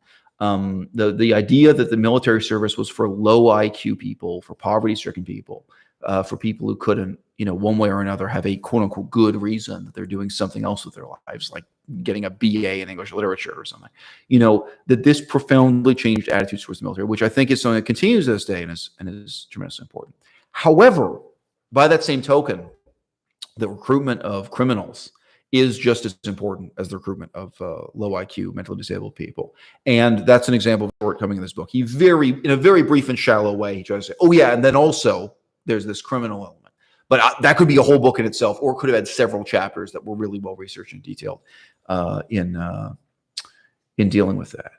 So yeah, now I have a segue here to a book I haven't read yet, and that is actually on my wish list for Amazon. So if you click on that link I've just posted, I bought most of the books you see here. Maybe there's one or two books here that were given to me as gifts by readers. Actually, I could thank my readers for that. But there's a book there about the My Lai massacre. So the My Lai massacre is a massacre in Vietnam. It was a massacre in the Vietnam War of tremendous historical significance, because it really was this turning point in discrediting the Vietnam War in the eyes of Americans. And to say that is how the Americans lost. They lost because they lost the sense of moral purpose, that this was a war they could win and should win, and that democracy was something worth fighting for in Vietnam. It's a very hard case to make. It's very difficult to convince Americans that they should be fighting for democracy in a place as remote as Vietnam. Most Americans don't want to fight for democracy in Mexico. They don't seem to give a damn about, Haiti, the Caribbean. I mean, places that are right next door to America. They're remarkably cavalier about. So to really make a case for there being a moral purpose, the My Lai massacre was a crucial part of that. Sorry, so the My Lai massacre was a crucial part of discrediting the sense that this is a morally positive war that Americans should win. So something that is touched on briefly in this same book, McNamara's Morons. Sorry, it's actually called McNamara's Folly. But anyway, the term used throughout the book is McNamara's Morons. I guess he wanted to have a less provocative title than that. Is that actually the man most responsible for that massacre, the My Lai massacre, he was himself an example of one of these low IQ individuals. He was to some extent a mentally disabled person. He wasn't just stupid or cruel or angry or something. So it briefly quotes court records, court evidence from I guess they were inquiries. There were both inquiries and a trial for that case, so I'm not sure. But anyway, he was quoting official documents where there were military experts and doctors coming forward and say this was a man who should not have been in military service at all. This is somebody who wasn't qualified to be a soldier. This is somebody who wasn't qualified to be in the army. That he was so mentally disabled he shouldn't have been in the army, and he was responsible for that massacre. So in this way, you have a knot of very interesting issues, not K-N-O-T, that come together, and that, again, I don't want to sound maudlin. I don't want to sound overly dramatic. But, America, what's the point? Democracy, what's the point? We are certainly now living in the shadow of the Vietnam War, in that the whole sense of what it means to be an American, what it means to promote democracy in the third world, in Asia, globally, in Africa and South America, to really say, yes, we are certain it's not just better for us if you don't have a dictatorship, it's better for you. The people of Vietnam should have the freedom to criticize their own government in newspaper articles. They should have the freedom to elect government officials, so on and so forth. These are not luxuries only for white people in Europe to enjoy or white people in America to enjoy. This is something for everyone, and it's something worth killing and dying for. I mean, that ultimately there's a price in blood. You want democracy in Syria? Make it happen. You want democracy in Vietnam? Those basic questions and how they relate fundamentally to what it means to be an American in the 21st century. And then it gets even worse when you talk about Western Europe. What does it mean to be a German in the 21st century? That's hard. I don't deal with that in my channel. I don't deal with German nationalist identity or German cultural identity or German, but I don't. I mean, whoa, I think it's hard figuring out how to be an American 21st century. Think about the situation Germany is in and France are in, these other, European powers. So yeah, there are a lot of really profound questions coming out of that. And if you guys want me to read the next book in that series, I'm sorry, not that it's a series, but it's just linked in my own mind. I've given you there the link to my Amazon wish list. And that book on the My Lai massacre, I listened to a podcast. It was, I think, more than an hour long. It was an hour and 30 minutes long or something, interviewing the author of that book at some length. It's a short book, I think maybe 250 pages. Really, for academic nonfiction, that is a very short book. And he really tried to put together in a neutral, objectively accurate case the facts of exactly what happened. He went through all the primary source documents. I can't praise the book because I haven't read it, but I can certainly say based on the interview I heard with him, he was sincere in his intentions, at least, in trying to set that down for the historical record, so that we can know once and for all what really happened and why with the My Lai massacre. So I'll say about that very briefly. It's very easy to. Someone in the audience said that's correct. Project 100,000 was the name of the program. So yes, Project Michael Favada, that was the name of the program, known in slang as McNamara's Morons. It involves much more than 100,000 people. And part of the problem is that the recruitment of mentally deficient people went outside of Project 100,000. So you learn about that if you read this book. So yeah, there was this project, but it was part of a total reform of how military recruitment worked that went way outside of just Project 100,000. But yeah, Project 100,000 is a crucial part of the story, but it's not the whole story. So to give an example, Michael, Project 100,000 doesn't explain what happened with the recruitment of criminals. Already talked about. And yeah, there was a lot, there was a lot more, So here's a really constructive comment from the audience. Look at my big bald head. I'm so smart. That's a great. Perhaps you should also say, look at my stack of books. It's also very impressive. There are a lot of other parts of my body that are impressive. If only you could see them. But alas, this is YouTube. I have yet to start an OnlyFans. I think that's coming next, people. I was gonna make a prediction. Seeing as we haven't come up with a career solution for me. Seeing as we've given up on film school, or maybe that is the reason to go to film school. Maybe the reason to go to film school in 2021 is so you can have a better quality OnlyFans account, so you can do some kind of, shall we say, adult filmmaking. Yes, don't we all? So anyway, this brings me to my next topic. I asked Melissa what you want me to hear me talk about. She said, Michael Jackson's doctor. So does anyone remember the name Conrad Murray? I think I could have started this by just saying, let me ask you something. What do you think when I say the name Conrad Murray? Conrad Murray was one of those names that was briefly famous and then forgotten.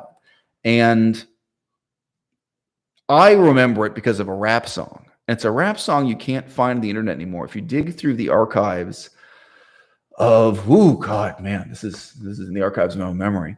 There used to be a DJ called DJ White Owl. He is now deceased, and he was very briefly vegan before he died. So I take it he became vegan because he already had some kind of illness that was knocking at his door. He died vegan, though. He got on a vegan diet and then dropped dead, which is a common pattern. Already when you're diabetes and heart disease or blood pressure or so forth, people become vegan and it's too late.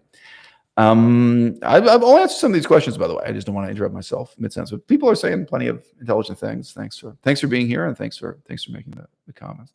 Anyway, yeah, on DJ White Owl's mixtape somewhere there is a rap song called Conrad Murray, and that makes his name easier for me to remember. I had a very catchy chorus with his name in it. Conrad Murray was the doctor everyone blamed for killing Michael Jackson, and he wrote a book.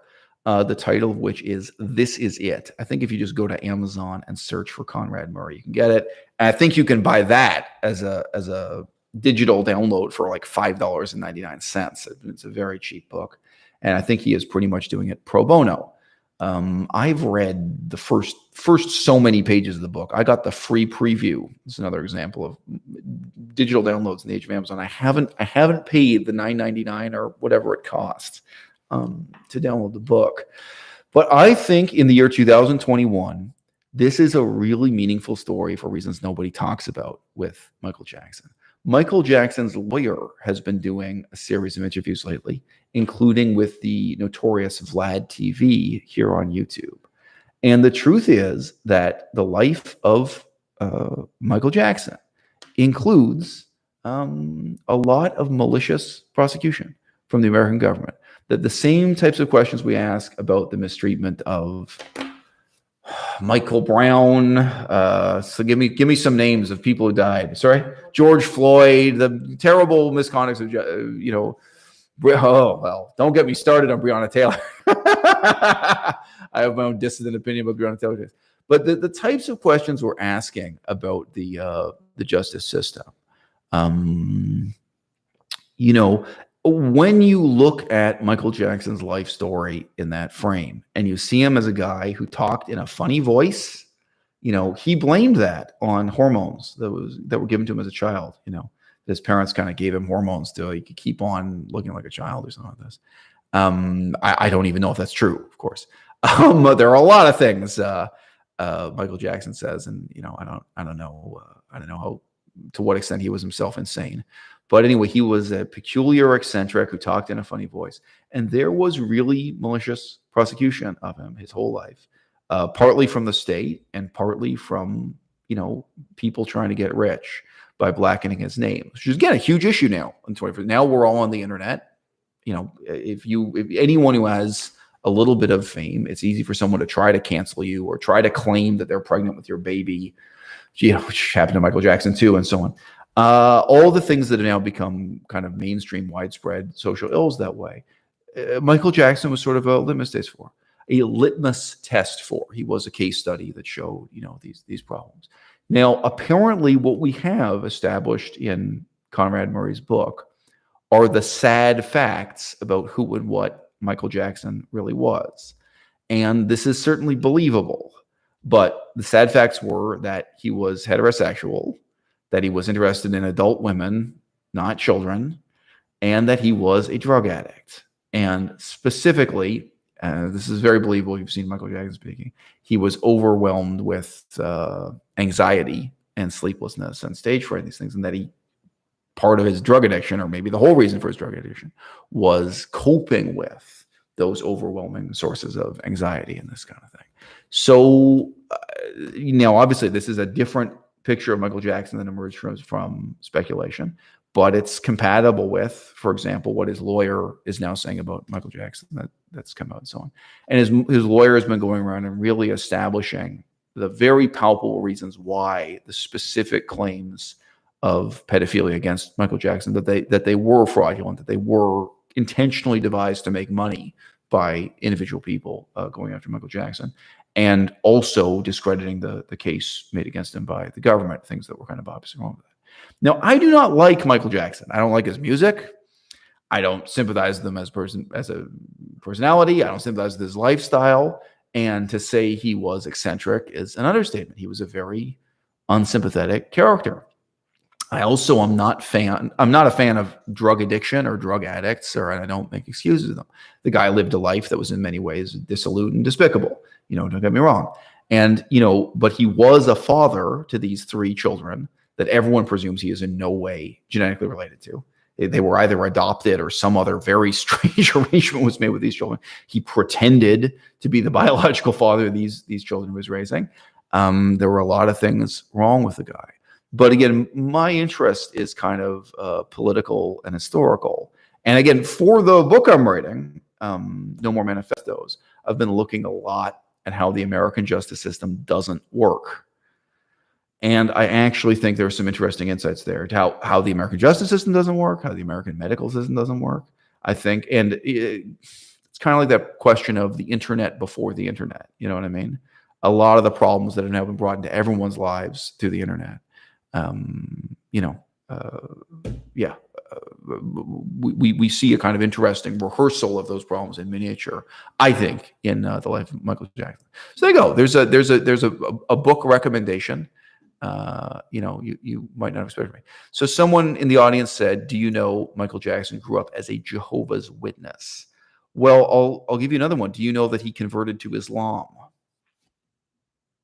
So little known fact, apparently, I forget which one, but one of his brothers was a more sincere convert to Islam and the Nation of Islam. Nation of Islam is a very heterodox form of the Muslim faith that exists in the United States of America. And their membership is primarily African Americans, primarily black. But Michael Jackson's religious history is not what anyone wants to think it was. So yeah, look, from my perspective, he was crazy. He was a terrible person. Don't get me wrong. Like I say, I'm not a fan. I'm not here to make excuses for him.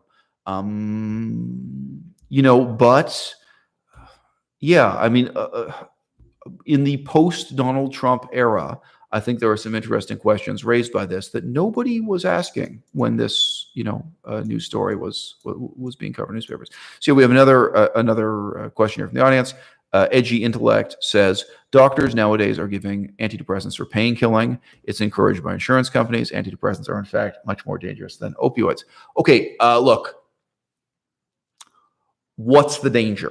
There's more than one type of danger. From my perspective, marijuana is a very dangerous drug. It's not going to put you in peril of overdosing, right? It's not dangerous in that sense. Marijuana is also not particularly dangerous in terms of causing a car accident. I don't recommend driving when smoking marijuana, but to my knowledge, it's been scientifically established that drunk driving is far more dangerous than smoking marijuana and driving. I remember a scientific study that claimed the main way people responded to driving on marijuana was driving too slowly.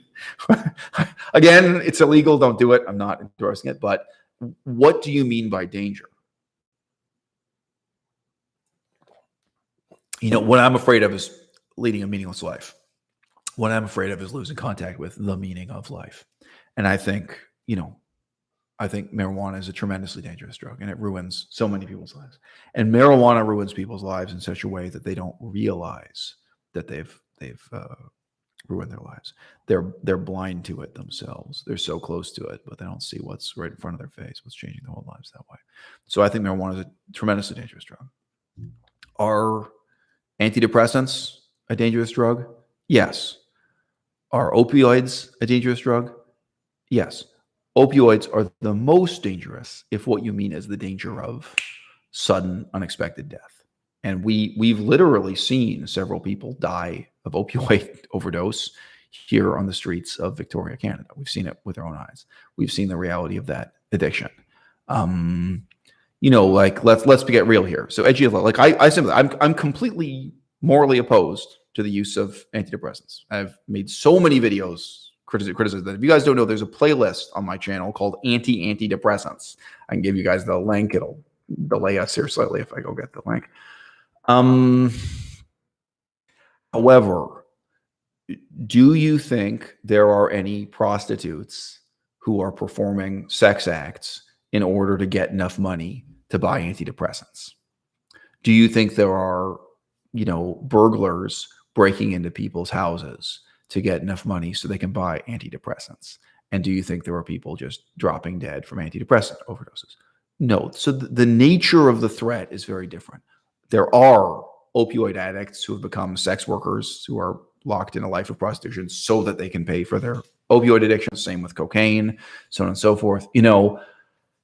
Let's not pretend, I'm not going to lie to you about any of this stuff. Don't lie to yourself. But, look, on level of just rhetoric, obviously I sympathize. We got to care. We have to be really worried about antidepressants, and we have to be really worried about painkillers and marijuana too. We have to be worried we shouldn't just, let me put it this way. You should not just be afraid of death. You should not just be afraid of dying. You should be worried that one day you wake up and realize you've lived a life that is not worth living. There is the link to my prolix playlist of, criticisms of the culture and medicine and science behind antidepressants. All right, I'm just scrolling through the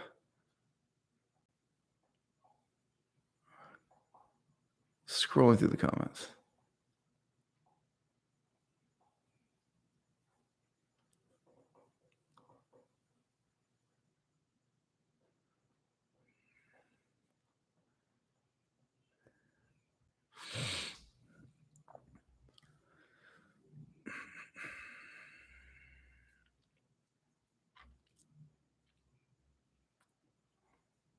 So I just say, edgy intellect says further, just by the way, just intelligent, interesting comment. Just don't mind him. We can talk about any of this stuff.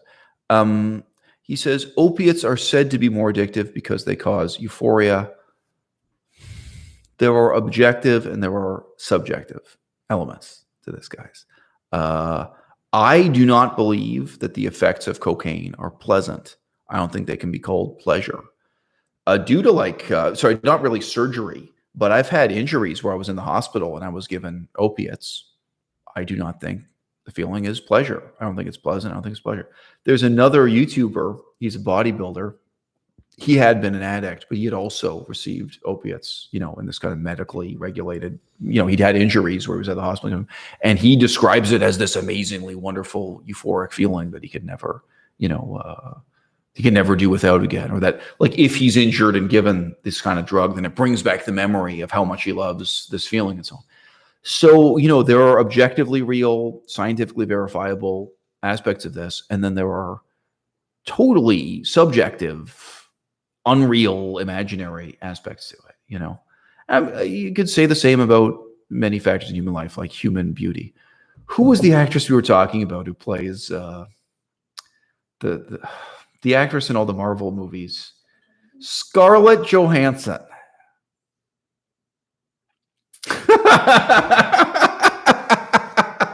I mean, the whole world convinces itself that Scarlett Johansson is the most beautiful and fascinating character. She's a terrible actress, and she is not objectively a good-looking woman.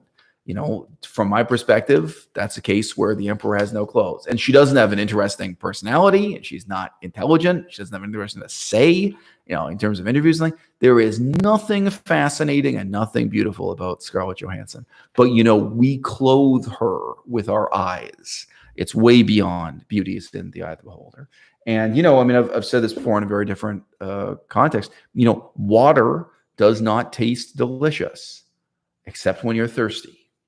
Food is not delicious except for a stomach that lacks it, a stomach that yearns for it, hungers for it. You know what I mean?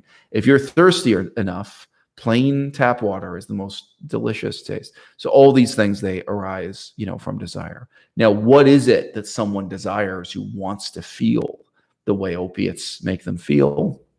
Whereas I don't. What I want to do is get work done. For me, one of the most appealing drugs, I don't think it's pleasant. I don't think it feels pleasurable. But caffeine is appealing to me because the idea, if I drink coffee, I can get work done. But for me, actually, the feeling of caffeine is unpleasant. It's not happiness or pleasure or euphoria or something. I could get into describing what that is. But, I want to lead a meaningful life. I want to get work done. So therefore, wanting to drink coffee makes sense. I remember one guy describing to me his first experience smoking opium. I've met quite a few people who smoked opium. I used to live in Thailand, Laos, and Cambodia. There were white people who go out there to smoke opium as a part of their tourism experience, And the main thing described to me is of being paralyzed, of, not really being able to talk or do anything, you're in this numb state. Your face is numb. Who would want to feel that way? Now, if you're gonna endure surgery, of course, that's a very different thing. But who would perceive that as pleasure, being reduced to this, mentally and physically disabled state? Now, I met a girl, and she was a physiotherapist. She worked in rehabilitation of injured people. So this is her field. Now, that's not quite as tough as a nursing degree, I think, but it's a formal scientifically trained field. But she's not like an emergency nurse. And she got her leg torn out of the socket by an elephant. She went elephant riding in Thailand. # not vegan.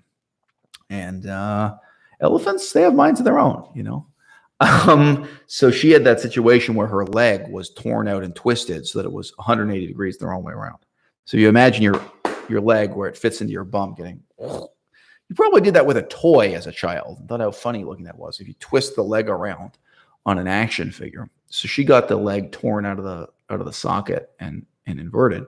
And she was in a small town, a village in northeastern Thailand for the night, where there was no hospital and no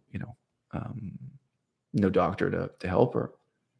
And a traditional little old lady in the village came out with an opium pipe. They had opium. They had, like free range garden, not from a drug dealer, just grow it in their own gardens there. And, gave her opium to smoke. And she was in a completely blissful state. She didn't feel the pain through the night. She got through the night. And then first thing in the morning, they took her to a hospital in whatever the nearest city. When I met her, she was walking. She was hobbling, but she'd still, it was a serious injury, obviously, but you can recover from it. I don't know if she'll ever be in the Olympics. Like, I don't know long-term how serious the cartilage damage is or something, but she was okay. I mean, she didn't lose her leg or something. She didn't lose the ability to walk permanently. And that was her field. I mean, ironically, she was an expert in exactly that field, in that kind of rehabilitation. So she was teaching herself, to walk again. But I'm just saying, what is pleasure and what is pain? What is sexually attractive? What is beautiful? What is appealing? These things. And by the way, there was a comment here from the audience saying that from someone who finds that caffeine makes them sleep. That is another scientifically documented thing. So Frida says caffeine doesn't perk her up. You know what I mean? That, caffeine for her is something. And I can relate to that too. One of the times I was on a zero caffeine diet. I try in general to drink zero caffeine, and then I make exceptions if I have a cold or I have jet lag or something. But I aspire to lead a zero caffeine life. But the calming and drowsy feelings of caffeine are also documented, even though they are paradoxical. And yeah, many drugs are like that. There's more than one element to them. And we have to ask to what extent what we're experiencing is subjective and what's something else. So someone says that they love the aesthetic of jar drinking, and someone else asks, "Why are you drinking from a jar? Like, what is the point to this?" I do not feel that drinking from a jar has a point. I do not feel that this is a thesis I am pursuing. I do not feel there is anything I am trying to prove by drinking from a jar. Perfectly reasonable question. I do not feel this shirt makes a statement, but if I were sitting here bare-chested, that would make a statement that I don't want to make. Therefore, I'm wearing a shirt. But no, not everything in my life has this this quality of being a prop to demonstrate my philosophy. I guess this whole video, without intending, I guess we are repping some brands in the background. We got an endorsement here from Unico Black Beans, and we got Corn Pops on the other side. So there's a point to that, let me tell you, if you want to unravel the riddles of my daily life. Yes, so there's another question here about, or comment about benzodiazepines. Yes, benzodiazepines are a tremendously dangerous drug. I don't have a separate playlist for that on my channel, but if you search for the word benzo and it's a very hard word to spell, benzodiazepine, you will find I've made several videos talking about that. And that is truly at epidemic proportions. There's an epidemic of illegal benzo use, and there's also an epidemic of legal benzo use. And that is one of the defining social, political, medical crises of our times. There's absolutely no doubt about that. So yeah. Cthulhu asks, you describe yourself as having undertaken various research projects as part of your process of sophistication. How do you select these projects? Oh God, what a question. Ooh. Okay, I'm going to keep it all the way real with you, Cthulhu. I remember when I was with my blonde ex-girlfriend. So I refer to her as such. She's come up in various anecdotes on the channel. So my blonde ex-girlfriend was someone who fell in love with me when we were both in high school. And I think we kissed a few times in high school, but we weren't really boyfriend and girlfriend, or maybe we dated for 2 weeks or 1 week or something. We weren't really involved in high school. And then at the end of university, we got seriously involved in a commitment relationship. So she's someone from that period of my life who then transitioned over to the next period of my life. She came with me to Thailand and then Laos. So she was a significant part of my life. I was a significant part of her life. Terrible person. Despicable human. Terrible person. Really. And I totally regret that I ever got into that relationship with her. But she loved me. And at that time, I felt that counted for a lot. She asked me a different question that got at the same answer.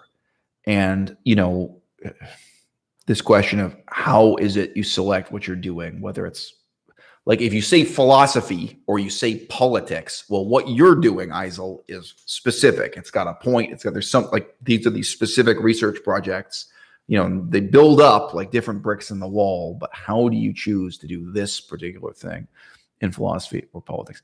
And at that time, so this is in my last year of university, I said to her, when you pass someone on the sidewalk and you see them running, you have no reason to assume that they know what it is they're running toward, and you have no reason to assume that they know what it is they're running away from.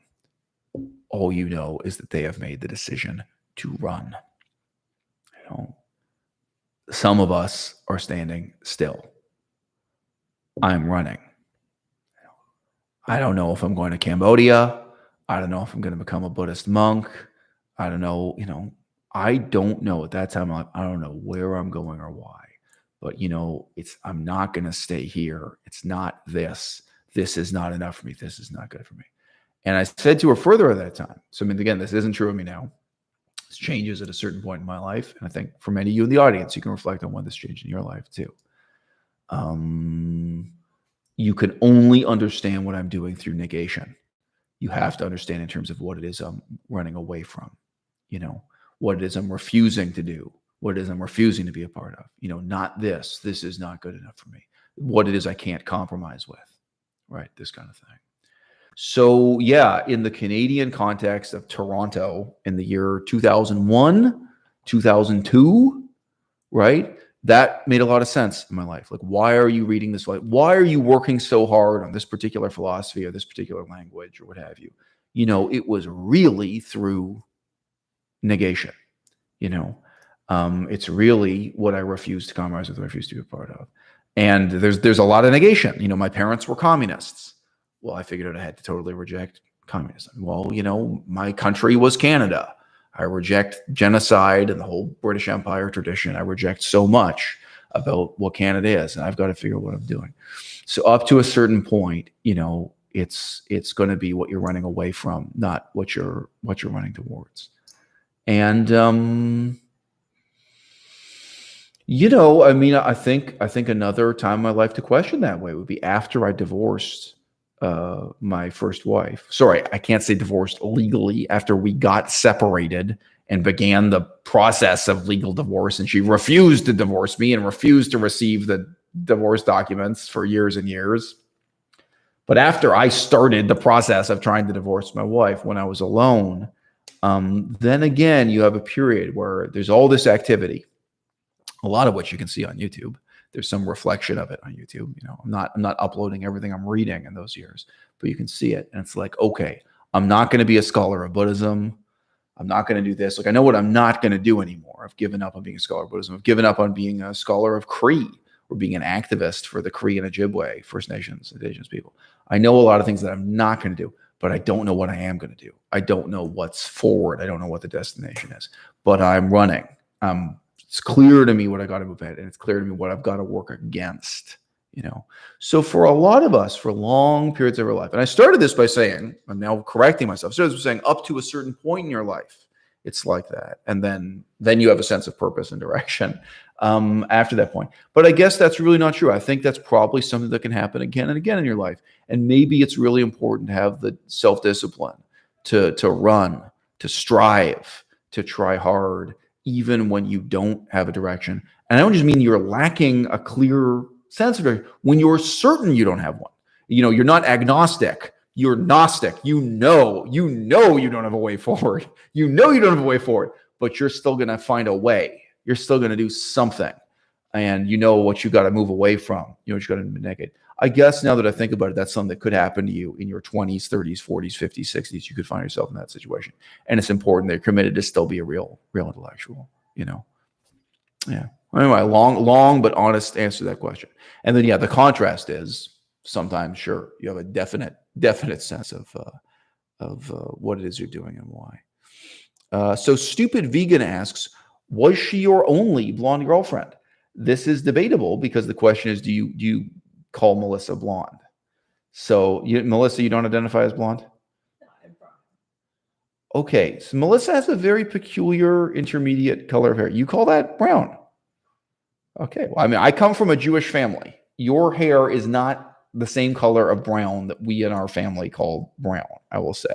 I think Melissa could be considered the dirtiest of dirty blondes. It's this sort of it's this very interesting intermediate color. That's yeah. No, I like it. It's my sure. It's my favorite. You know. Oh, it's you. Oh, the first day we were together, we talked about that. Yeah, sure. No, I really did like your coloring, and I felt that her coloring was actually not captured in photographs. I saw her in photographs. We talked via Skype before we met in person, and then met in person. Wow, this is very interesting. No, I mean your eyes too are a peculiar. So, what eye color do you identify with? I think my license is hazel. Okay, because again, I would describe your eyes as being like off blue, like blue but not really blue. So anyway, I just say she has kind of. I'm gonna have to sneeze, guys. Commercial break while I sneeze. Talk amongst yourselves. So yeah, it is certainly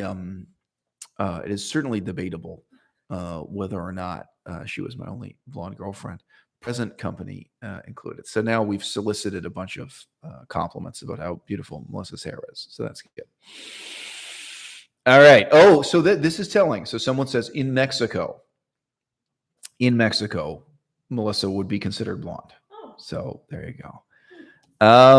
For whatever reason, someone's asking, what about blonde Jews? I guess there are some, but I'm just saying I grew up in a Jewish family where our concept of what is brown hair was very different from Melissa's concept. I did not make the claim that there are no Jewish people who are blonde. If you go to Israel, you will meet African Jews. You will meet people who are members of the Jewish faith and Jewish ethnos from quite a remarkable variety of people. But yeah, anyway, okay. So look, I got a lot to say. What I would talk about next. So yeah, the leitmotif for this video, and we got to wrap up sometime. But for me, this is the video where I was talking about books I had been reading that were bound up with this large-scale effort of writing and publishing my own book. However, I admit I could do several more live streams on that topic, even just talking about the books that I had read in the past. But for those of you who've stuck with me all this time, I know a lot of my viewers listen to my stuff while they're doing the dishes or while they're on the Stairmaster or exercising at the gym or something. It's interesting to note that the books I read immediately before starting to write No More Manifestos were Voltaire's Candide and Voltaire's English Letters. So here the title is given as Philosophical Letters. So it does actually say that. Philosophical Letters or Letters Regarding the English Nation. This is commonly known as the English Letters by Voltaire and Candide, which are both kind of terrible books. I can say a little bit more with them. These are not books I'm going to recommend or endorse or something. So was it before or after that I read Cola di Rienzo? I forget if that was, I think it might have been after. Yeah, right. So this is also an interesting book. I've written about this a little bit on Patreon for my Patreon followers. Interesting, historical, significant book. It's part and parcel of it. Now, okay, Voltaire is linked to so many things that have come up in the research of this book in different ways, but inspiration can be positive and negative. I've got to tell you something. I read Voltaire's work, and I really felt like this is trash. I could write better this week. Like if I wrote a book in 1 week, I could do better than this. And why don't I? Like part of it really was this sense of the will to outdo and the will to overcome. I thought, well, I can do better than this. Now, to give credit to Voltaire, Voltaire is a positive inspiration in that he is an example of a man whose ideas really did change the world. And they are not cerebral ideas. These are mostly emotional ideas. The main impact Voltaire has on his audience is just that he really cares about this stuff. He doesn't even know anything about this stuff. So Voltaire, there's a very moving scene about slavery, and it's specifically Black slavery, Africans enslaved in South America. He's somewhere like Venezuela or Colombia. I think it's, anyway, he's somewhere in South America. I forget if the geography is clear because he visits a kind of magical wonderland in South America. It's El Dorado type fantasy at one point in the story. But anyway, he encounters the terrible brutality of slavery. He talks about the unspeakable brutality of torture and rape and war in Europe at that time. And look, it's a terrible book. I mean, it's really poorly written. It's really poorly argued. It has nothing going for it, except there is this rambunctious, passionate sense that he really cares. By the way, the conclusion is terrible. At least the second half of the book is terrible. Like at the beginning, it seems like it's kind of organized as a point, and it just disintegrates into total aimlessness. There's a lot wrong with Voltaire's Candide, but I mean, it's on. I think it's on many people's reading lists or greatest intellectual accomplishments. So I really followed up reading Candide immediately by starting on the manuscript for No More Manifestos, which is in part a response to the political conditions that were unique to the year 2020, which includes authentic examples of police brutality and also inauthentic examples of police brutality, people kind of making up stories about police brutality, some of which have been covered on my YouTube channel. And then all these, from my perspective, really profound and fundamental questions about politics, not just in the United States of America, but around the world, come out of that.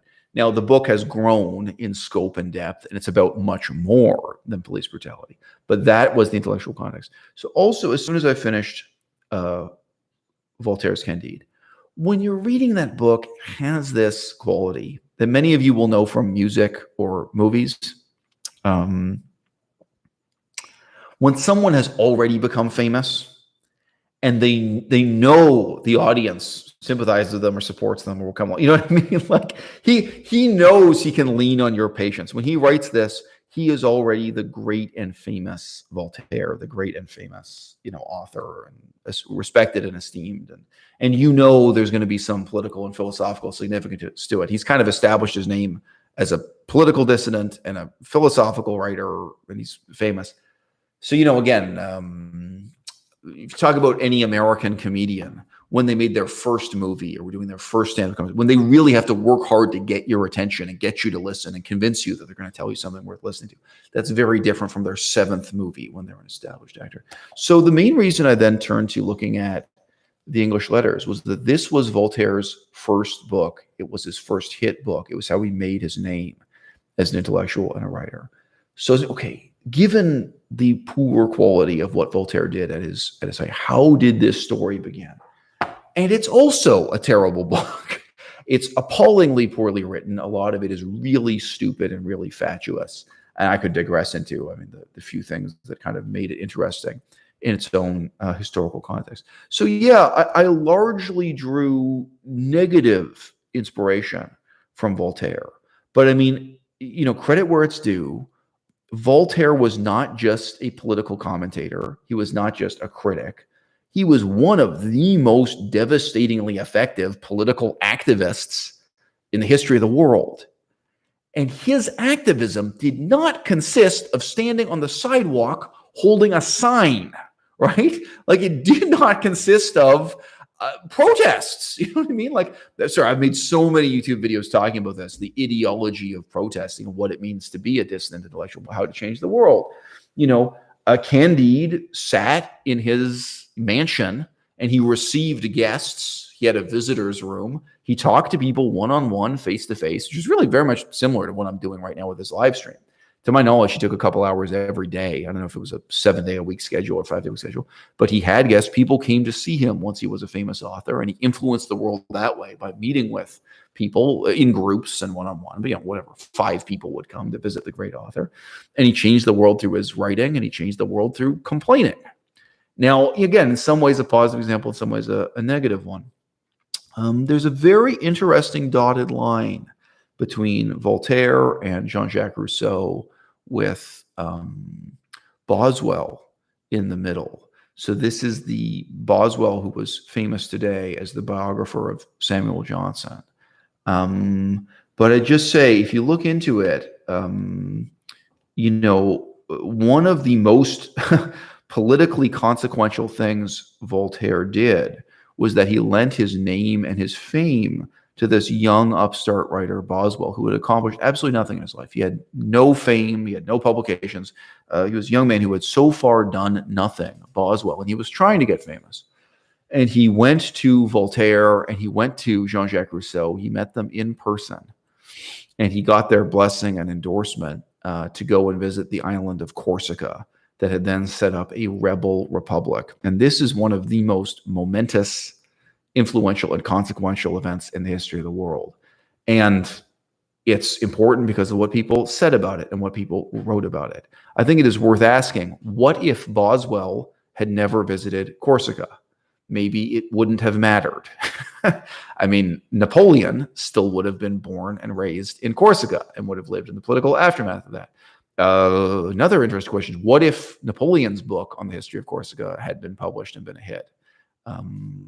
Because it wasn't, it disappeared. To my knowledge, it's not extant at all today. Some people say there are a few chapters or a few pages of it that exist, but it's basically unknown. But Napoleon also tried writing a book based on the political history of Corsica to pursue his own fame. Well, maybe that would have been the hit instead of Boswell or something. But anyway, the relatively tiny nation state of Corsica, they had their own attempt to revive ancient Greco-Roman concepts of democracy at that time, which probably should be much less important than the history of democracy in Venice, for example. But precisely because of the charisma of Boswell in writing this bizarre book about it, that I have also read very recently in the research for writing my own book, and because of the fame lent to the project by Voltaire. So you had these three names coming together, and all three became incredibly famous names. At this time, Boswell isn't famous yet. You have Voltaire and Rousseau and Boswell, and then Corsica and Paoli as the leader of Corsica. And this really did change the world. So something I've just been writing about in the book is the importance of the idea that change is possible. The political progress is possible. So I shouldn't say progress. Progress is an ideology. Change is an objective fact. And, this is not about optimism or pessimism. Right here, where I'm living in Canada, everyone thinks they're happy. Here in Victoria, British Columbia, Canada, they think they're living in the greatest country in the world and in the greatest city in the greatest country in the world. There's no one thinks they're oppressed. No one wants to change the government. Nobody wants to write a new constitution. There's no dissent. People here have the illusion that they're happy, but they also live with the much deeper hopelessness that nothing is possible. There is no change. This is the only life that's possible for them. This is the only kind of political establishment that's possible for them. Nothing can change, so there's no point complaining about it. Do we have democracy in Canada? No, not really. No, there's really no democracy at all. What do you want to do about it? Well, nothing's going to change, so what's the point? Canadian Constitution is terrible. Our Canadian court system is terrible. Our police system is terrible. Oh, well, is it as bad as some other country you could name? Well, the point is ultimately, even if people are not pessimistic, they may think of themselves as optimistic. They may be very happy with their lives.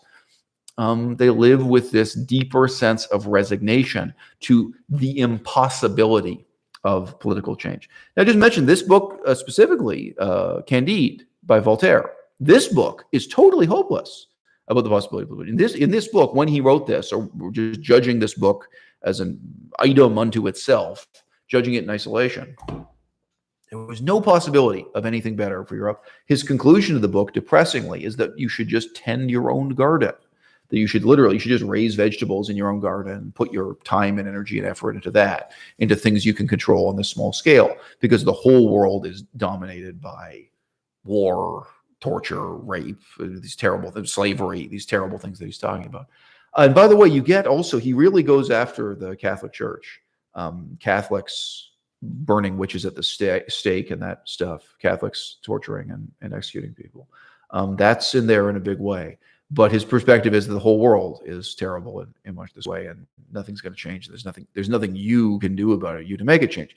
Now, of course, 1 century later, think about how much the world had changed in 1 century after the publication of Candide. He was wrong. Everything can change. You know what I mean?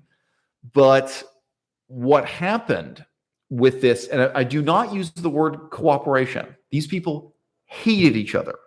Jean-Jacques Rousseau hated Voltaire. Voltaire hated Jean-Jacques Rousseau, and Voltaire tried to destroy Jean-Jacques Rousseau. Really, it was brutal what they did to each other. To my knowledge, all the blame is on. I don't even know if Rousseau ever did anything back to Voltaire, to be honest with you. I think it's all one way. I think it's asymmetrical. But what these three personalities managed to do in concert without cooperating, Voltaire, Rousseau, and Boswell, was to really say to everyone in Europe, something else is possible. Something better is possible. And most powerfully of all, it's both brand new and it is ancient. This is partly reaching back to ancient Greece and Rome, and this is partly something new and different, something you ain't never heard of before, something you're not already bored of hearing hyped up. If you have any doubt about how much of an influence this had on the American Revolution and on the history of America, it's something that is in some ways connected to England, but in some ways separable, right? Go to Google Maps right now and type in Paoli, Paoli, and you tell me how many towns there are in the United States named after Pasquale Paoli. Paoli, Paoli, the revolutionary leader. He was the generalissimo in charge of this new republic in Corsica. So yeah, what could have been a trivial and quickly forgotten political event in the history of the world, the emergence of this new republic on Corsica, certainly the way it was written about in English. Boswell wrote in English. He didn't write in Latin. He didn't write in German. Things would be different. If really, the whole history of Germany would have been different. What if, there's a good question. What if it had been three German intellectuals publishing in German who did this, But no, these things they did influence Germany also, but not as powerfully as they influenced England and the United States. This really did change the whole world in the next 100 years. So if you think you can't change the world by complaining about it, you're wrong. Voltaire, the ultimate whiner. You say this briefly. Something my reading has really made me intensely aware of. There are some myths about political history that people teach their children consciously and intentionally. There are some lies about history that our school teachers tell us really intentionally in school. There are some things that are silenced and we are aware that we're silencing them. But there are some lies we're unaware of.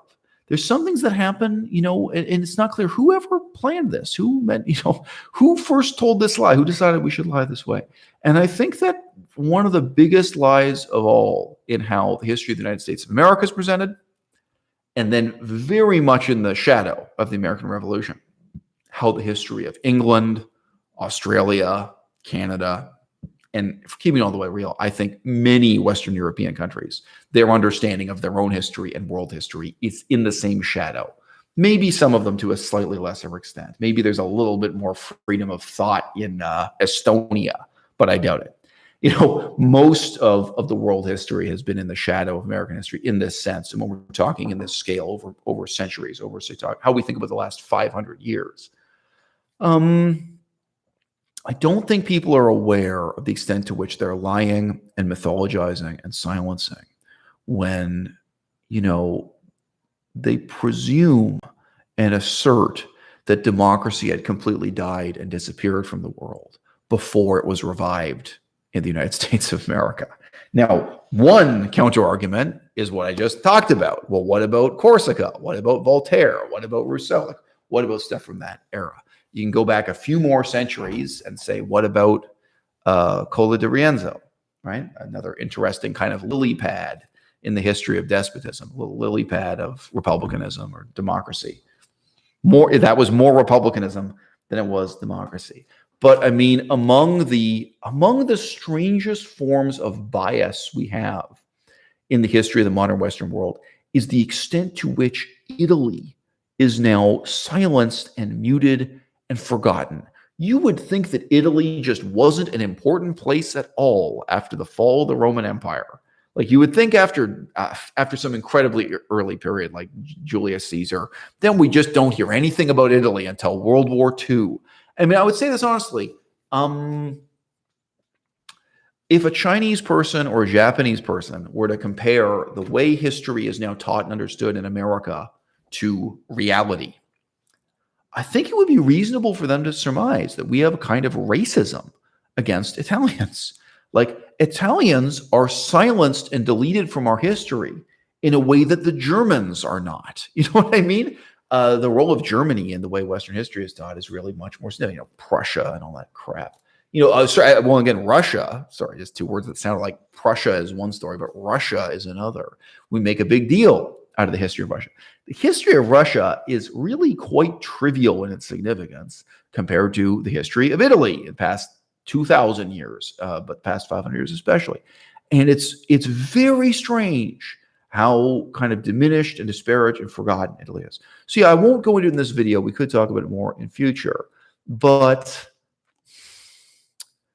you know, it is not a minor or fringe view that the history of Venice really matters. You even feel that in Shakespeare. You know, in Shakespeare, you always get this sense that Italy is a really important place. The history of Genoa really matters. The history of Florence really matters. Machiavelli is much more important to the history of European democracy, the history of American democracy, the history of British democracy. And this whole book is all about that, by the way. It's, you know, okay, it's not the only thing. It's a huge book. There's many, many pages on it. You know, our understanding of what democracy is and where it comes from, and you know, look, I mean, this is kind of like if the American Constitution is a mountain, people are trying to make that mountain look taller by removing the other mountains from the painting. You know what I mean? It's sort of like, oh, well, if we delete all of the other then ongoing and continuous history of republicanism and democracy from Europe, then it seems like this sudden, shocking, great accomplishment that in Boston, you know, they started to write this constitution. And of course, that creates a totally incoherent, you know, totally false history of the world. I think without being aware that they're lying to their children, I think parents lie to their children this way. I think school teachers lie to their pupils. I think it is very much presented as this sudden, decisive disruption in the history of despotism that Americans, you know, created democracy. Now, another way in which that's an enormous lie is just that it totally exaggerates the discontinuity between the United States of America and England. That the type of democracy they had, the United States of America after the Revolution, is shockingly similar to what they had in exactly that period of time in England. That to a very large extent, the American Constitution is just an imitation of what was at that time business as usual in England. That it is a reproduction of or carbon copy of the British system of government.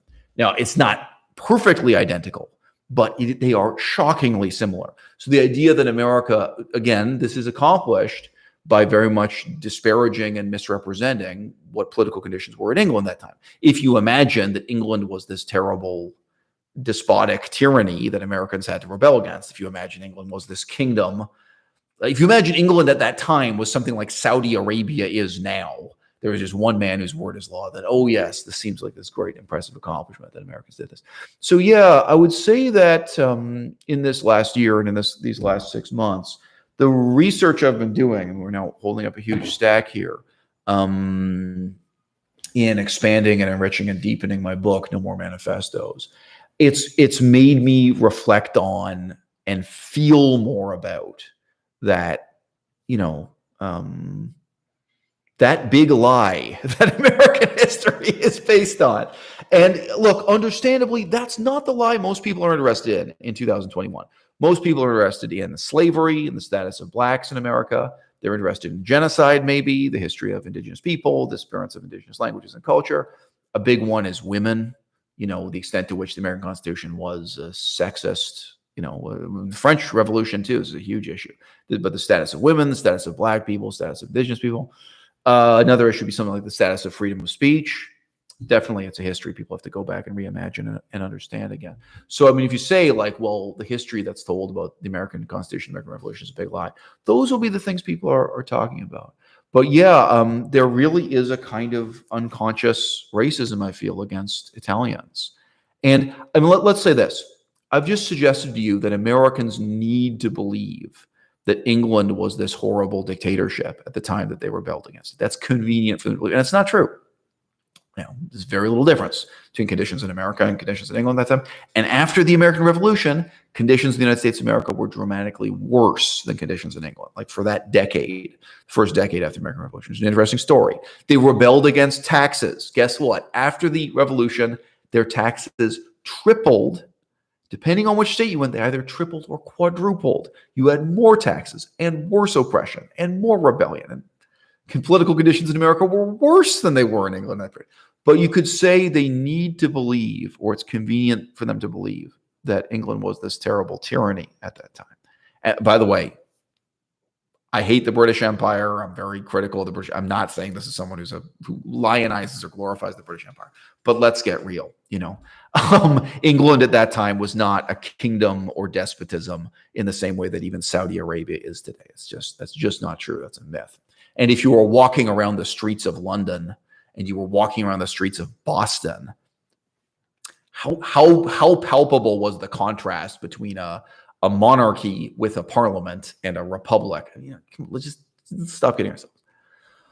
But there's a similar need to believe in the darkness of Italy in the Dark Ages, right? That, Italy and Athens, they really mattered at one time in the incredibly distant past. But then after that reading is done, after basically Polybius, you say Polybius is kind of the conclusion that we have Polybius and Cicero and Cato the Younger. We have a few names that creep in from Greece and Rome. And then there's this sense that we can and should ignore what happened in Italy.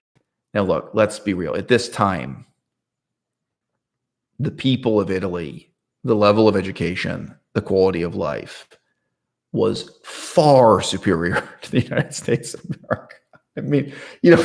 Let's come back. Another book that's already been on camera. Yes, the barbarous years. I agree. In these years, in this historical period, we're talking about white Americans, white American farmers. They were barbarians. These were people who had the blood on their hands, directly blood on their hands from genocide and slavery. This is a tremendously violent, tremendously barbaric situation. I got to tell you, the level of intellectual discourse amongst Machiavelli and his contemporaries about democracy, about government, about freedom, it's on another level, guys. You know what I mean? But Americans can't let this happen. They can't let it be that Italy is a model of excellence to aspire to. They can't have a higher mountain in the painting that puts their own in perspective. They can't have the humility. You know what I mean? So it's really sad. It's the opposite of that old saying, we're giants because we're standing on the shoulders of giants. I'm sorry, whatever. We're standing on the shoulders of giants, that we're not just giants unto ourselves, but we're standing on the shoulders. It's of actively wanting to deny and repress the memory of and delete from history, what really were better and more important precedents, Now, of course, they're simultaneous and competing events rather than, an earlier example. Machiavelli's long before the American Revolution. But of course, there's a similar sort of question to be asked about the way in which Americans disparage and disregard the French Revolution, right?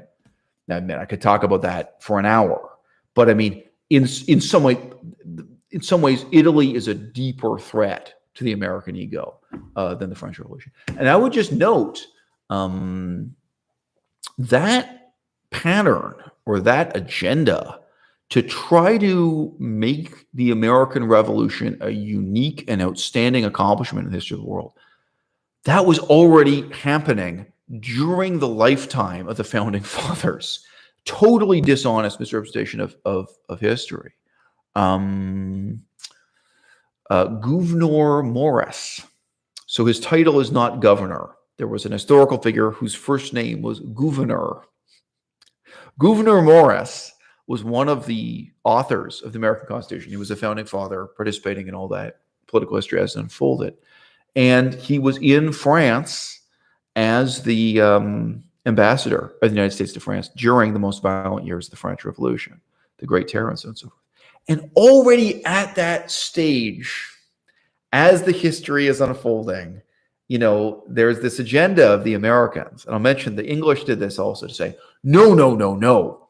this thing the French are doing, it's nothing like what we Americans accomplished. Oh, no, no, no, no. That what the Americans had accomplished was something terribly refined and sophisticated and unique and remarkable in human history.